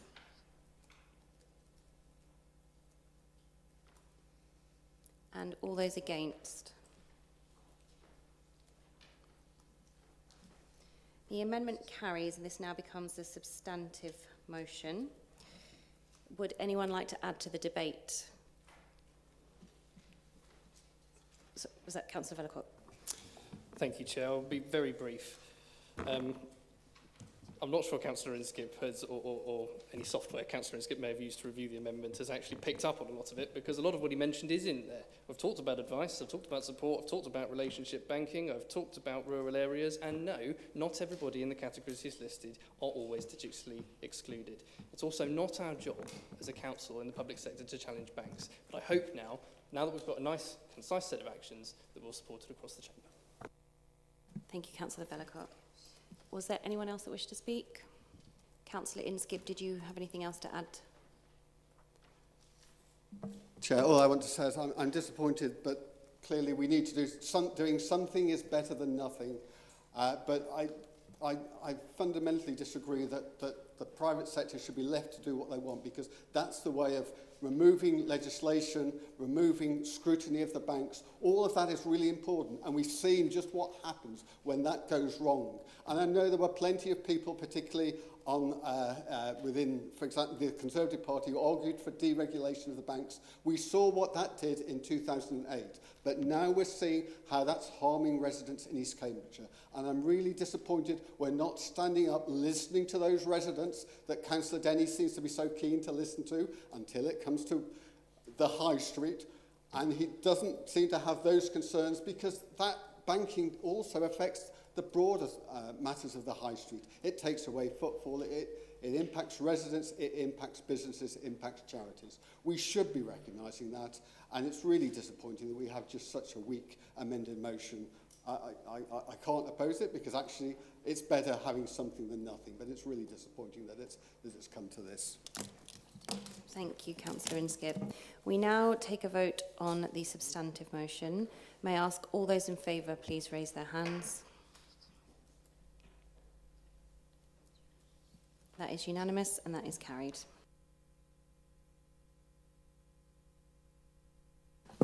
Would everyone like a 5-minute or 10-minute break? Okay. Yeah, 1:45, if we could all be back, please.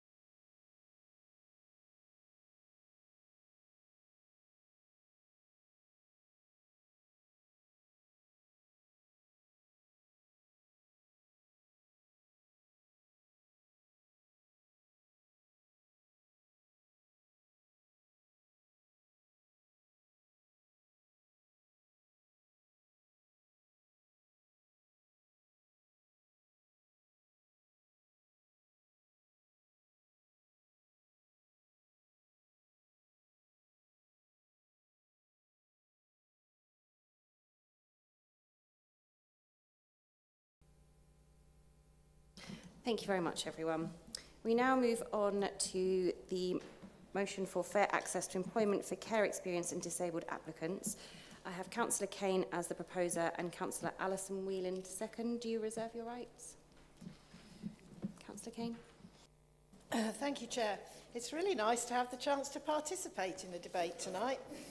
I note that the movers of the A10 motion kindly amended their motion to allow the leader of the council to speak, but they didn't see fit to extend the same courtesy to me. And yet there's been a lot of talk tonight about us cooperating across the chamber, so that's interesting, isn't it? Anyway, this debate.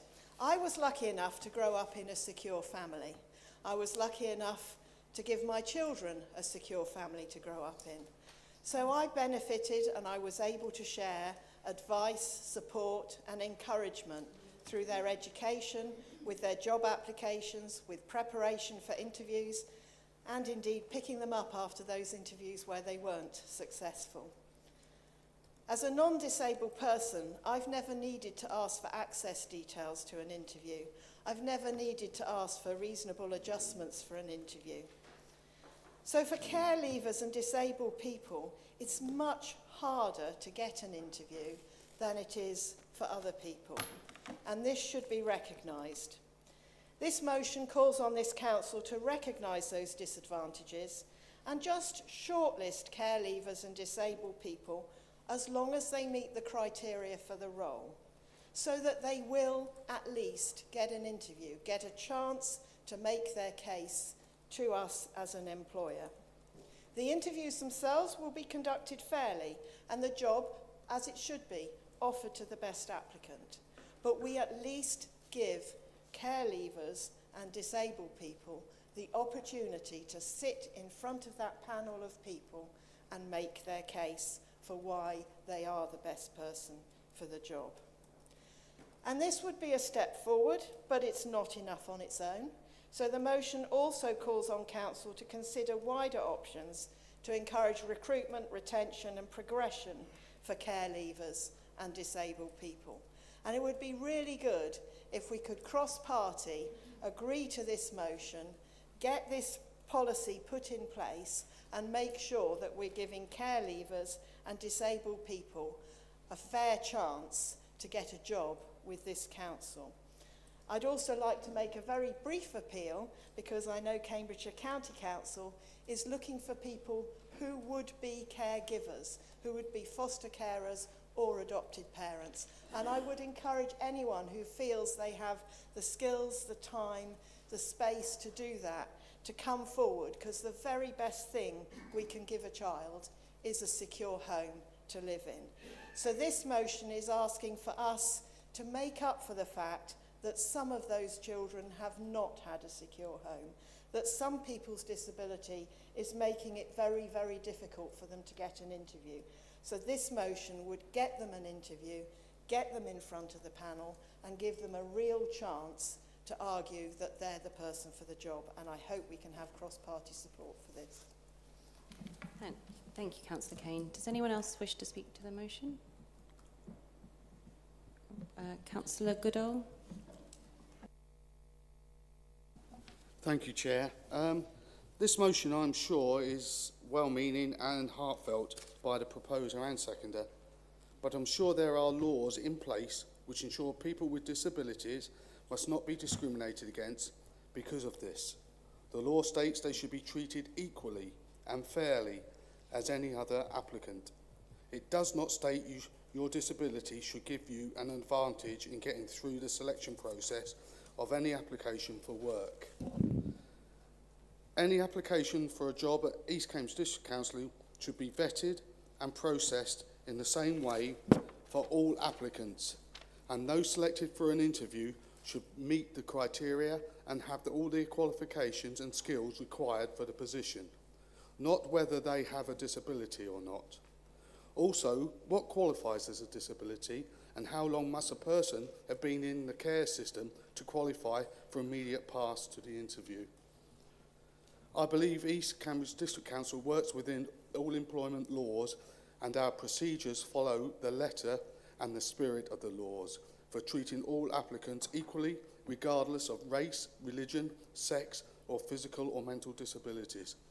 Also, please remember, positive discrimination is also a discrimination against those who do not have disabilities or have not been through the care system.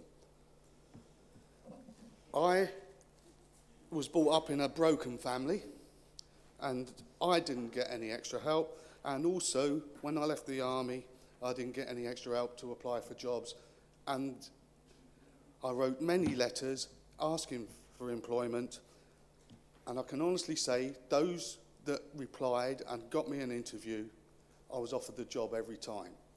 So it's the interview you have to get. And your application and your CV should be the way of getting that, not whether you've got a disability or you come from the care system. Thank you. Thank you. Councillor Vellacott. The laughter is unacceptable. Councillor Goodall is speaking from the heart, as I know everyone on that side of the chamber will. And it is not acceptable to laugh down and shout down and talk down other members in this council. One of the things I've had the immense privilege of doing since I joined the council is being what they call the skills scrutiny lead for Cambridgeshire and Peterborough at the Combined Authority. And I've particularly enjoyed that work because the Combined Authority is aiming to deliver a wide range of skills that will help all people from wherever they may come, whatever background, whatever disadvantage they may face. I really recognise the issue that this motion is trying to address, and I completely concur with Councillor Kane about the importance of that issue. But my view is that this particular course of action is not the right way. Councillor Goodall talked a bit about self-declaration, but actually I have two main issues here. The motion says, I think quite rightly, that there would be no preference for a job, but you still have to meet the minimum standard if you get an interview. Well, if people are sufficiently disadvantaged, whether it is by care experience disability or another kind of disadvantage, then this motion isn't going to help them. What will help them is getting the skills that they need to apply and be of the standard to be interviewed, not just at this council, but anywhere. I really want to focus on building those skills for all people. The second big problem that I think this motion raises is that it's going to leave behind some other kinds of very serious disadvantage which will face the exact same problem, perhaps speaking English as a second language. I know many people who have done in all kinds of sectors, public and private. That is a material disadvantage. It might be a particular disadvantage if it is associated with coming to this country and not knowing English in the first place and learning English as a second language. The one that really springs to mind for me is those on very low incomes, perhaps even people in poverty. They are starting at a material disadvantage. We're not saying in this motion, Councillor Kane's not saying in this motion, that we should include those very material, very pertinent other kinds of disadvantage.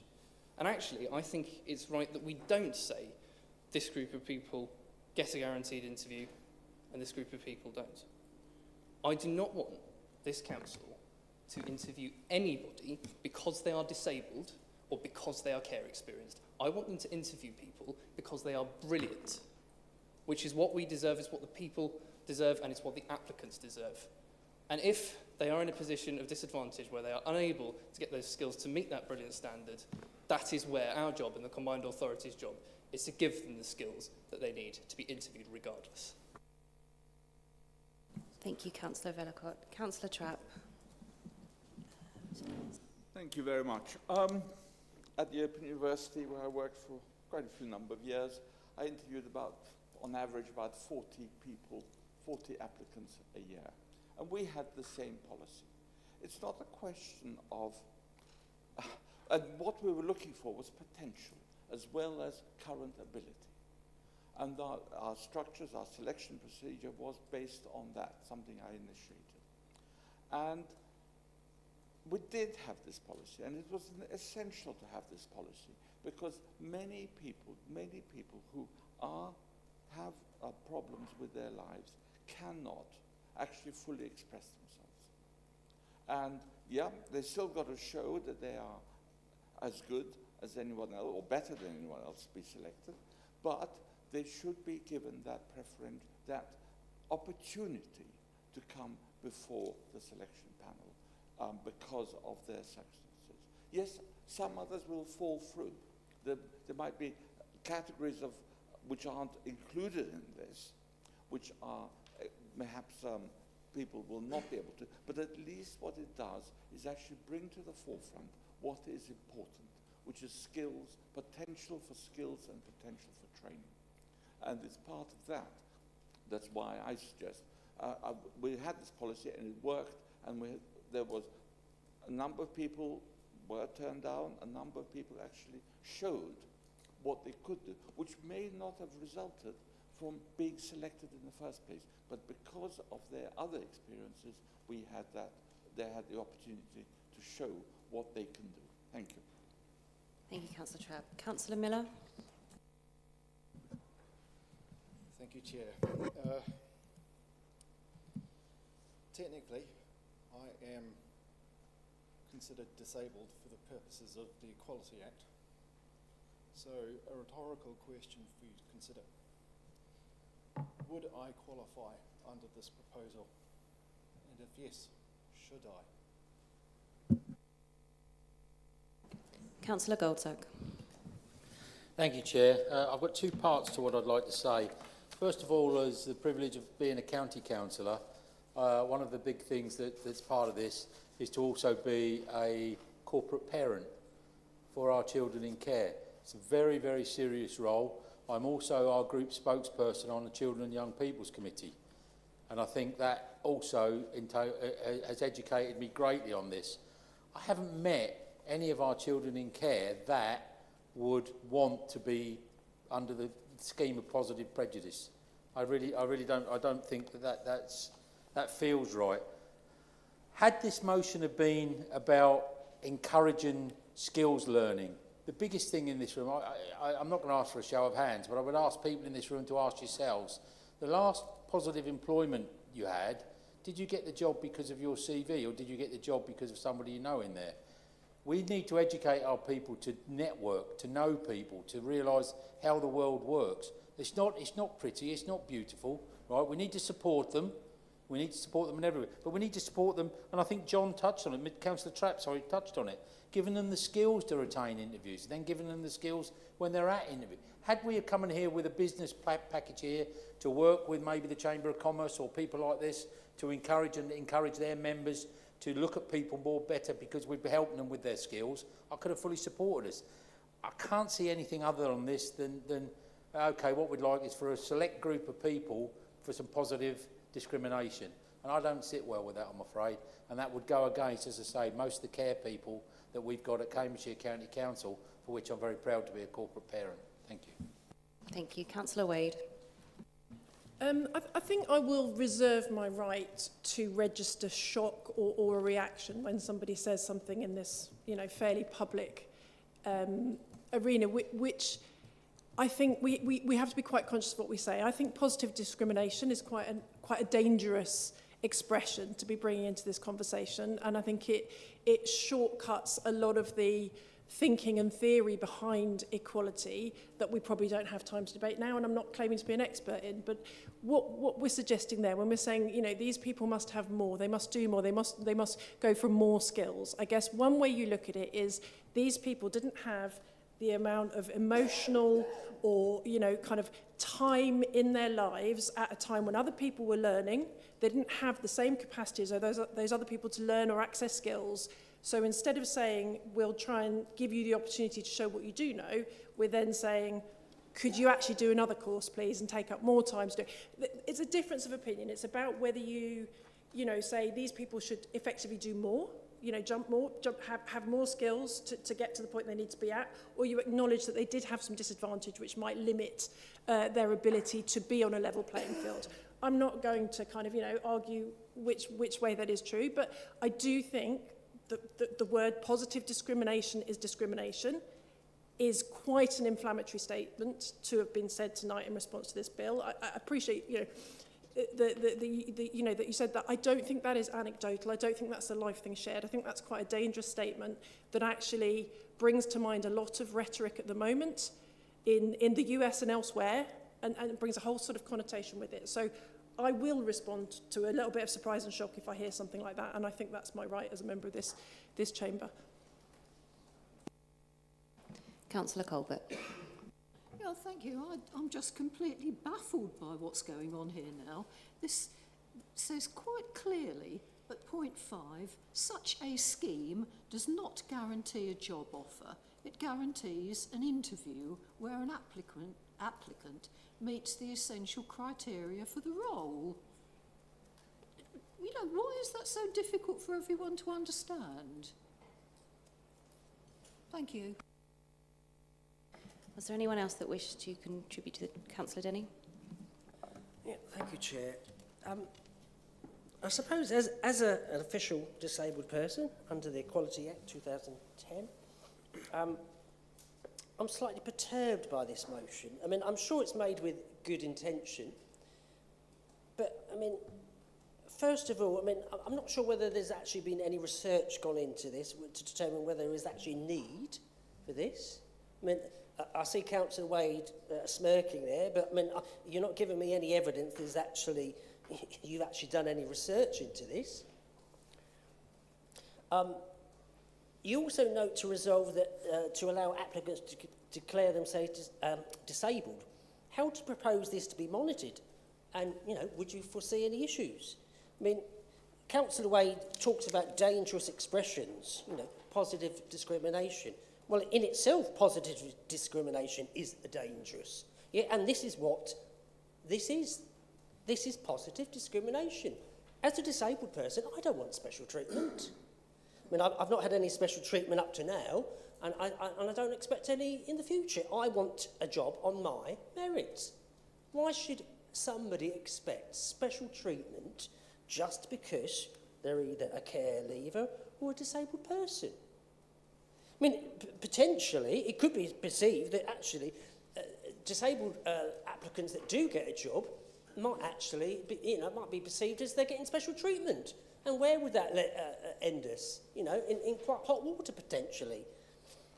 And also, not all disabled people wish to convey they have a disability. So you're actually going to potentially disregard candidates, actually, from the pool you're saying you want to improve.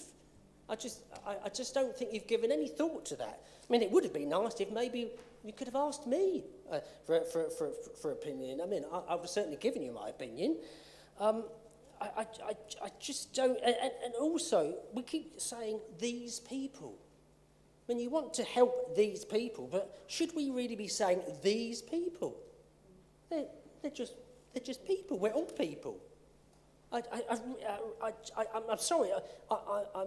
I'm potentially going to say that a lot of this is nonsense. It really is. I'm also concerned that guaranteeing a disabled person an interview might inadvertently preclude equally, or if not better, candidates who are not disabled. And like some of my colleagues have said here, actually it's all about skills, given the right skills to get the job. And if you've got the skills to get the job, and you've got them on paper, or whatever you've done the trade, or whatever you've done, whatever the job is, surely we should be doing it on that. Not, oh God, well, you tick that box. I mean, you know, where's it going to end? Are we going to have, you know, automatic job offers coming along the line? Just because I'm disabled, you know, give me a job? I mean, I really don't understand where you're coming from. I'm really sorry, but I just don't get this at all. And I would worry about the ramifications going forward for the council if we were to adopt this sort of motion. Thank you. Is there anyone else that wished to contribute before we call in the seconder? Councillor Huffer? I've thought long and hard about standing up this evening, but I'm afraid Councillor Wade's remarks about children in care not receiving support that they need, that is automatically given in families. I grew up in a very large, chaotic family where I had very little support from my parents.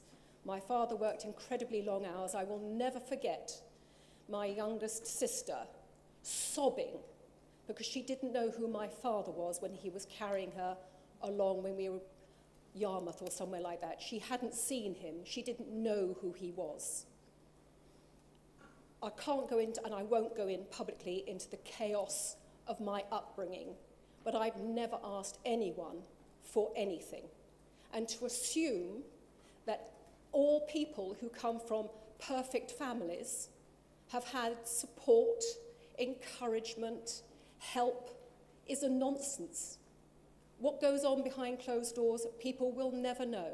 And I'm sorry some children have grown up in care, but I bet their lives haven't been as chaotic and their childhoods weren't as chaotic as mine.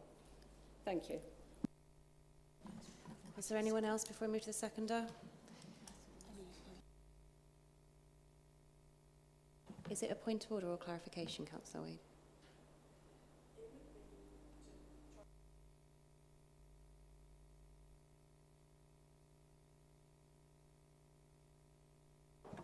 Thank you. Councillor Alison Whelan. Thank you, Chair. This is not about special treatment. It's about removing unfair barriers at the first stage of recruitment. It just demonstrates that those opposite really do not understand what equality legislation is about. It is not about favouring people. It is not about giving people unfair advantages. And it certainly is about simply trying to remove the barriers. Removing the barriers for one reason, so that the best person gets the job. Nothing else. Where we're starting from is that very often people who are in care, people who are suffering from disabilities, actually start from not from a level playing field with other people. This is what this is about. Now, there's been accusations that we've just come up with this. This motion came from a care leaver. This motion came from someone who feels that they have been disadvantaged, someone who has actually come up through the Cambridgeshire care system. Yes, that is, our responsibility as corporate parents at the county to look after those people. This is about trying to give them that first step. One of the things that they lack is the skills to get those CVs written in the right way. That is to try and help them. They don't necessarily have the way to express themselves. But this motion, once this was known about, I was approached by someone in care, or who was care experienced, who said to me, please, please get East Cambridgeshire District Council to vote for this. That was what they asked because of how much they had suffered. Now, I didn't know who that person was at first. I had to find out afterwards. But they had sought me out at a meeting purely because of this, because they know how much they have struggled. They know how much their peers have struggled. And yet you sit there saying that they don't. It's just down to the fact that they don't know how to write. They don't know how to do this. It isn't. These people are quite capable of doing the jobs if you will give them the chances. It is the fact that people aren't giving them the chances. This is about taking away the barriers. Let's take away the first barrier. Let's make sure the person who gets the job is the best person for that job, irrespective of any protected characteristic they may have. Councillor Kane. Thank you, Chair. Let me start by giving some reassurance. Councillor Denny, it says in the motion that applicants who declare themselves as, no applicant is required to say they're a care leaver or disabled. They are simply told that they can say that and that that will ensure that they get an interview. Councillor Miller, yes, you are eligible if you chose to identify as such. And then you would get an interview if you met the criteria. Everyone has to meet the criteria to get the interview.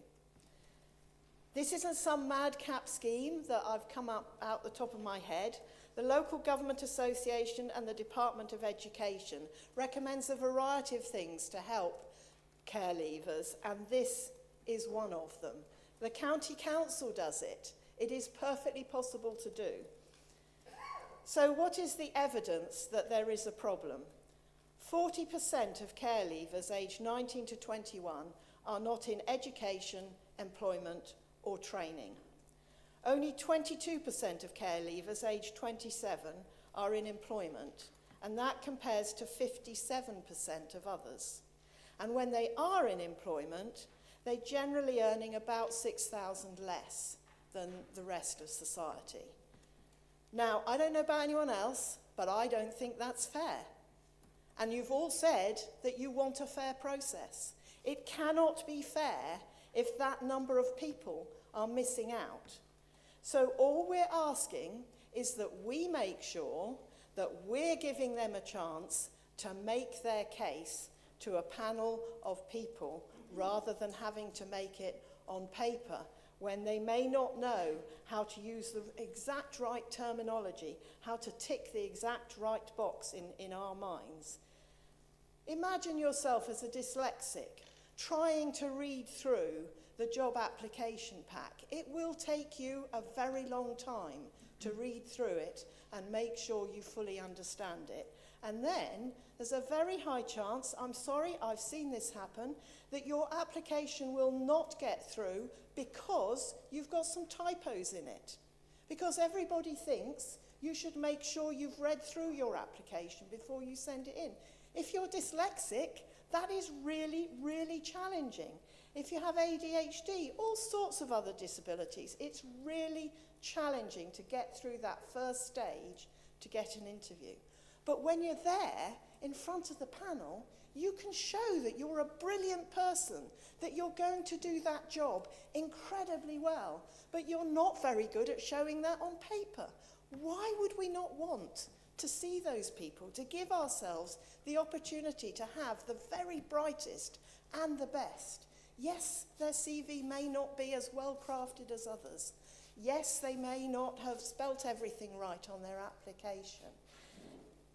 But they're actually more than capable of doing the job. And if we give them an interview, we give them a chance to convince us that they can do that job. It isn't positive discrimination. I repeat again, only 22% compared to 57% of care leavers aged 27 are in employment. That's not fair. We have the opportunity to make it a little bit fairer by at least giving those people an interview, at least giving ourselves the chance to give those people a job. Let's go and find those brilliant people. Let's give those people a chance to come through. And Chair, I would like a recorded vote on this.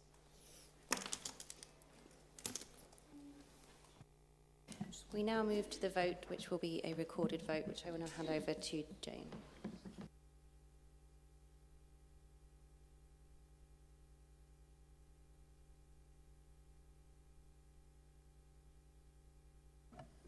Thank you, Chair. When I call your name, can you let me know whether you're for, against or abstaining, please? Councillor Akinwale. For. Councillor Christine Ambrose-Smith. Against. Councillor Anna Bailey. Against. Councillor Ian Bovingdon. Against. Councillor David Brown. Against. Councillor Charlotte Kane. For. Councillor Christine Colbert. For. Councillor Lee Denny. Against. Councillor Lorna Dupre. For. Councillor Lavinia Edwards. Against. Councillor Mark Goldsack. Against. Councillor Martin Goodall. Against. Councillor Catherine Holtzman. For. Councillor Keith Horgan. Against. Councillor Julia Huffer. Against. Councillor Bill Hunt. Against. Councillor Mark Inskip. For. Councillor James Lay. For. Councillor David Miller. Against. Councillor Kelly Pettit. Against. Councillor Alan Sharp. Against. Councillor John Trapp. For. Councillor Ross Trent. For. Councillor Lucius Vellacock. Sorry. Against. Councillor Mary Wade. For. Councillor Alison Whelan. For. Councillor Christine Whelan. For. Councillor Gareth Wilson. For.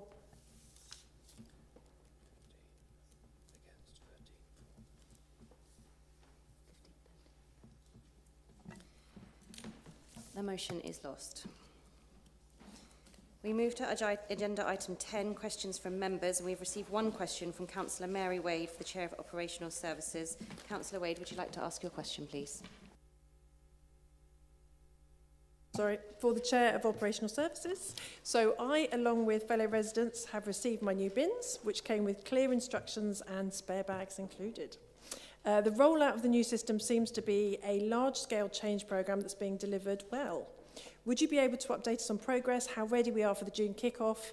And I thought you might also welcome the opportunity to say thanks to the team involved and all the members of the Operational Services Committee for planning and all the work done so far, and just a quick summary of the advantages of the new approach to waste. Through you, Chair. Thank you, Councillor Wade, for your very nice question.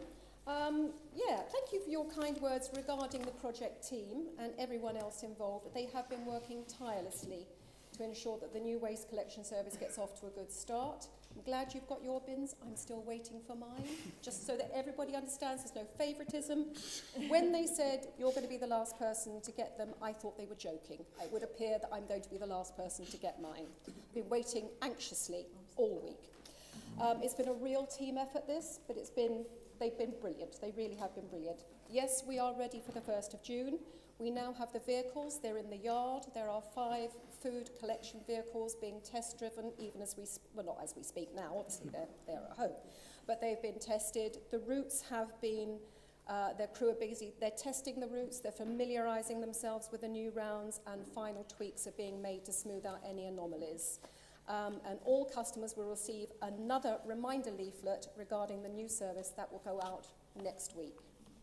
Now, the advantages of our new approach to the waste service will include more opportunities to recycle, a weekly collection of separated food waste to produce further energy and fertiliser, cleaner garden waste as a result of taking food out of it, enabling cheaper recycling through less treatment, a collection of excess recycling when placed next to the blue bin. Don't forget, you can also get additional blue bins if you want it. You can have additional green bins at no charge from the 1st of June, making it much easier for residents, so no poor husbands having to climb into bins to squash it down anymore, and then being helped out, which is the most important thing. You have to get them out of the bin after they've squashed it down.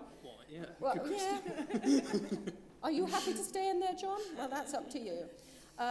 So there's going to be a better collection of rubbish through the provision of wheeled bins, so that your bags can go inside the bin. You can put the rubbish straight into the bin if you choose. The waste that will be going into landfill, stuff that can't be recycled.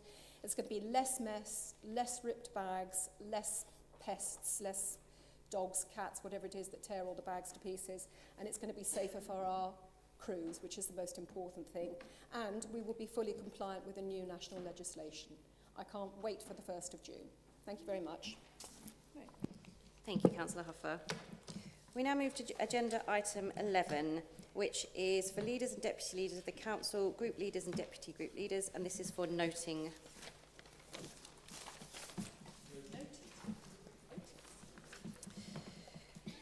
Agenda item 12, political proportionality. Can I ask Jane Webb to present the report, please? Thank you, Chair. This report reflects the Council's political balance following the recent changes. The allocation of seats on committees has been reviewed, and the tables within the report shows that we now meet our statutory duty for proportionality. Thank you. Can I have a proposer? Yes, I'd like to propose, thank you. And a seconder? Happy to second, Chair.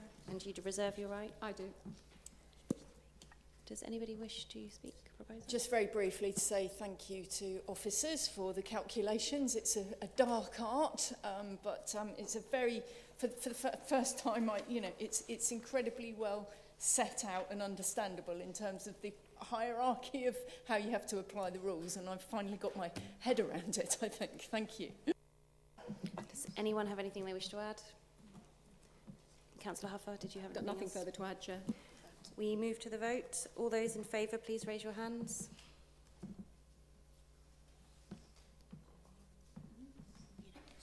That is unanimous, thank you. Agenda item 13 is membership of committees and subcommittees. Again, I ask Jane Webb to present. Thank you, Chair.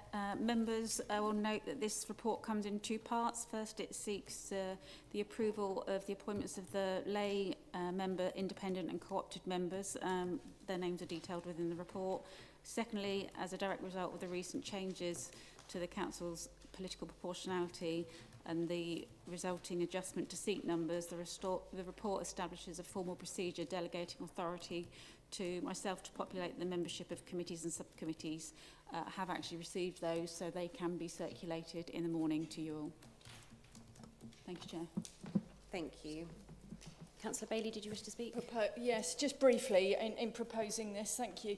I just wanted to put on record our thanks to lay member Stephen Joyce, who I think has been a great addition to the Audit Committee, and our independent persons who I think have served for some time, certainly one of them, and the co-opted town and parish council members as well.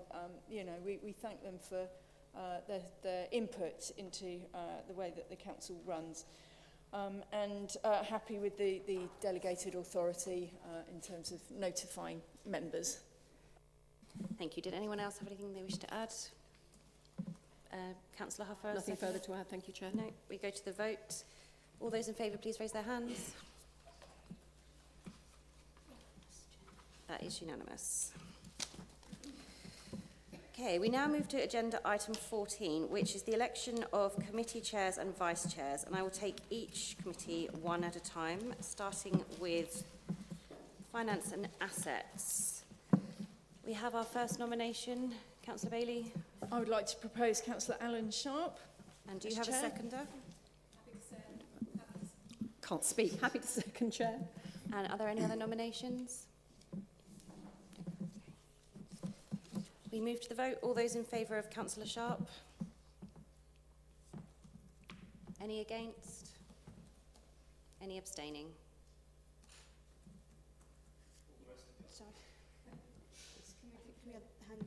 Sorry, could we just see that again? I'm not sure Jane can see. All those four, please.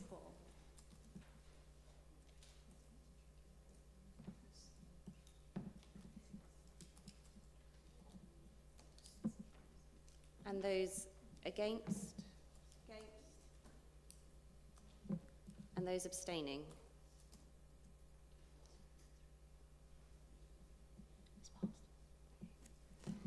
Okay, that one is passed. We now move to the Vice Chair for Finance and Assets. May we have a nomination, please? Yes, Chair, can I propose Councillor Mark Goldsack? And do you have a seconder? Happy to second, Chair. Are there any other nominations? I'd like to nominate Councillor Alison Whelan. And do you have a seconder? Happy to second.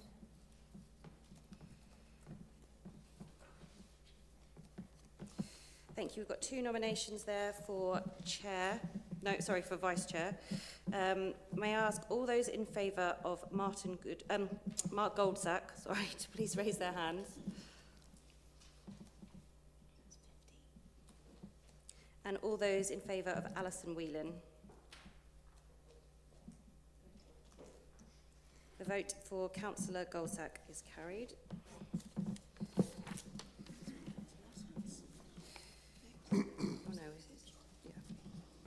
We now move to operational services.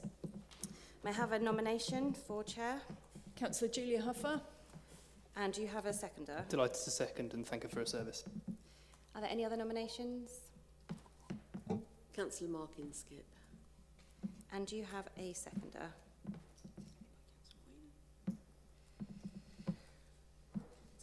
go to the vote. All those in favour of Councillor Huffer, please raise their hands.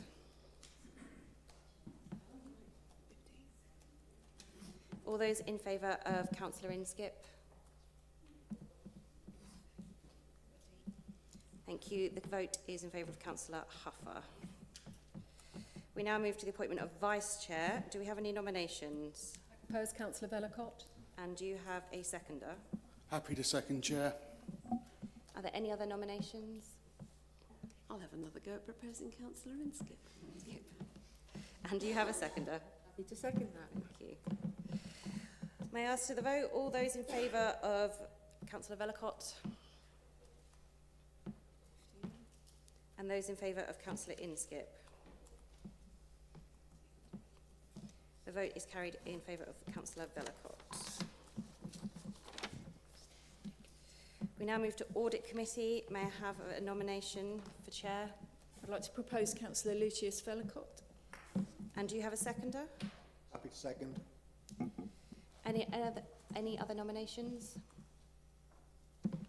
We move to the vote. All those in favour of Councillor Vellacott?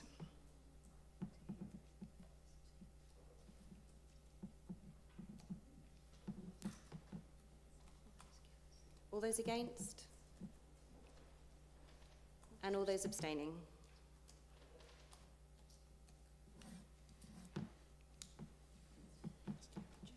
That is carried in favour of Councillor Vellacott. We now move to the appointment of Vice Chair. I ask for any nominations. Apologies, I've lost track. I'd love to propose Councillor David Brown. And do you have a seconder? Happy to second, Chair. Any other nominations? I'd like to propose Lorna Dupre. And do you have a seconder? Colbert. We go to the vote. All those in favour of Councillor Brown, please raise your hands. And all those in favour of Councillor Dupre? That is carried in favour of Councillor Brown. Licensing Committee. May I have a nomination for the Chair of Licensing Committee, please? I'm pleased to propose Councillor Martin Goodall. And do you have a seconder? Happy to second, Chair. And do we have any other nominations? We go to the vote. All those in favour of Councillor Goodall?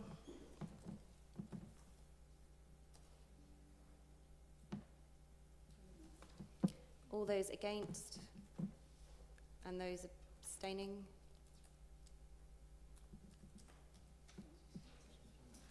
That is carried in favour of Councillor Goodall. Can I ask where people aren't indicating that they're abstaining, how that is being recorded? Some people aren't voting at all. No, there has been full votes.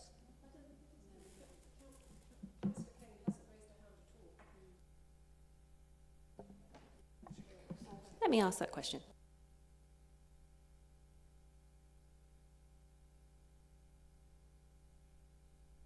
You chose not to vote, is that correct? They won't be putting the numbers in, it will just say whether it's carried or... Yeah. Okay. Sorry, Is if they're failing to vote, surely it's an abstention. Is that the way it works? No. Okay, just not voting. Okay, thank you. everyone clear? We move to the Vice Chair of Licensing Committee. May I have a nomination, please? I'd like to nominate Councillor Julia Huffer, please. And do you have a seconder? Yes. Yep. Thank you. Are there any other nominations? Councillor Dupre? I'd like to nominate Councillor John Trapp, please. And do you have a seconder? Yes, I'd like to second that. We move to the vote. All in favour of Councillor Huffer, please raise their hands. And all those in favour of Councillor Trapp? Is carried in favour of Councillor Huffer. Planning Committee. May I have a nomination for Chair? I'd like to propose Councillor Bill Hunt. And do you have a seconder? Happy to second. Thank you, Mark. Are there any other nominations? We move to the vote. All those in favour of Councillor Hunt, please raise their hands.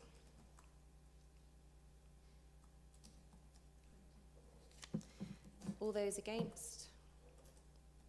And any abstaining?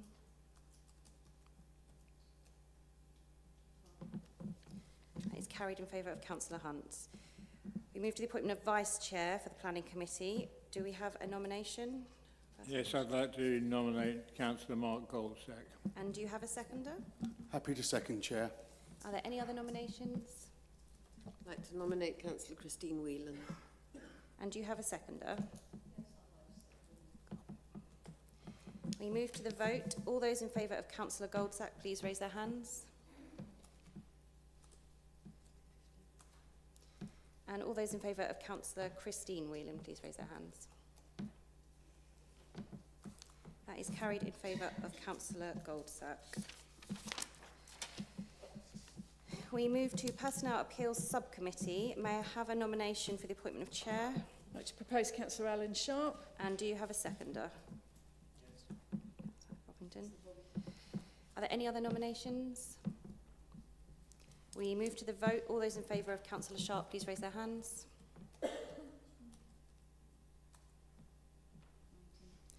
All those against? And all those abstaining? That is carried in favour of Councillor Sharp. We now move to the appointment of Vice Chair for this appointment. May I ask for a nomination? Yes, can I propose Councillor Bovingdon?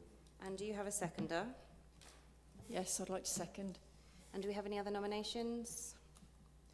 All those in favour of Councillor Bovingdon? And all those against? And all those abstaining?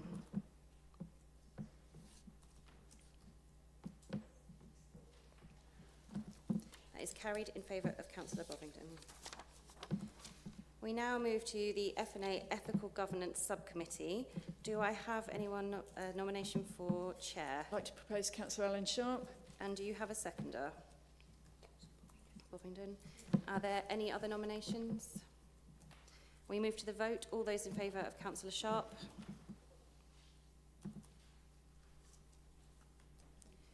All those against? And all those abstaining?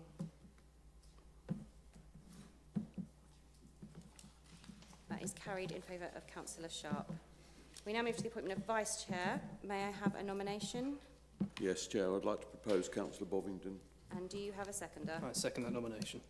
Do we have any other nominations? We move to the vote. All those in favour of Councillor Bovingdon?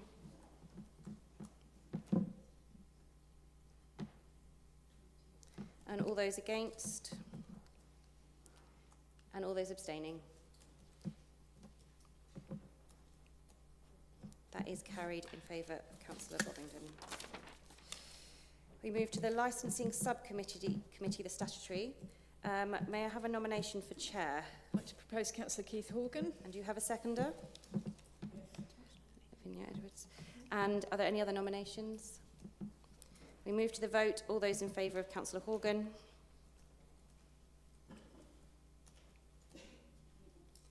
All those against? And all those abstaining?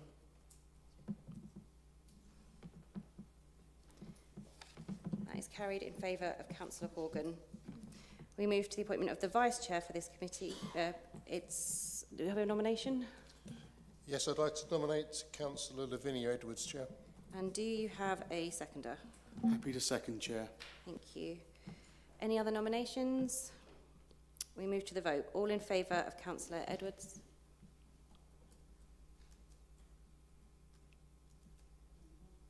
All those against? And all those abstaining? The vote is carried in favour of Councillor Edwards. And we now go to the Licensee Subcommittee, the non-statutory. May I have a nomination for Chair? I'd like to propose Councillor Martin Goodall. And do you have a seconder? Happy to second, Chair. Do we have any other nominations? We move to the vote. All those in favour of Councillor Goodall, please raise your hands. All those against? And all those abstaining? That is carried in favour of Councillor Goodall.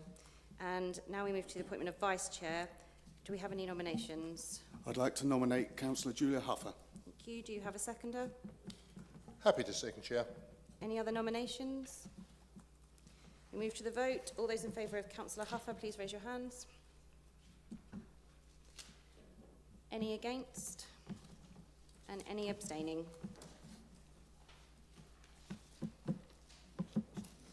The vote is carried in favour of Councillor Huffer.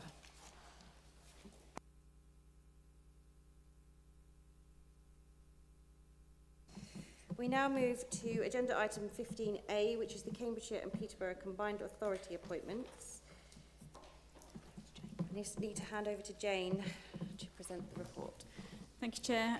This report seeks approval for the appointment of the Council's membership to the CPCA.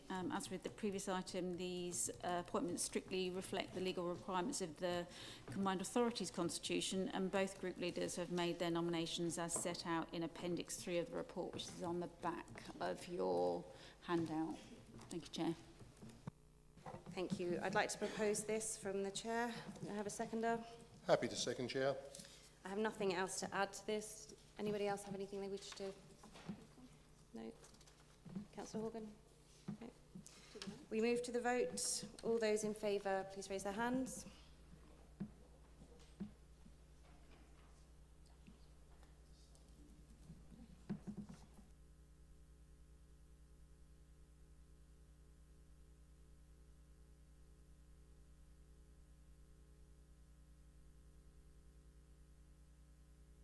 Thank you, that was unanimous. We now move to agenda item 15B, which is the Cambridgeshire and Peterborough Combined Authority Update Reports. These are just for noting. Does anyone have any questions for the representatives on these committees? No? Move on. I now move that the press and public be excluded for the remainder of the meeting under Part 1 of our Schedule 12A to the Local Government Act 1972. I will propose this. Can I have a seconder? Happy to second, Chair. And may we take a vote? All those in favour?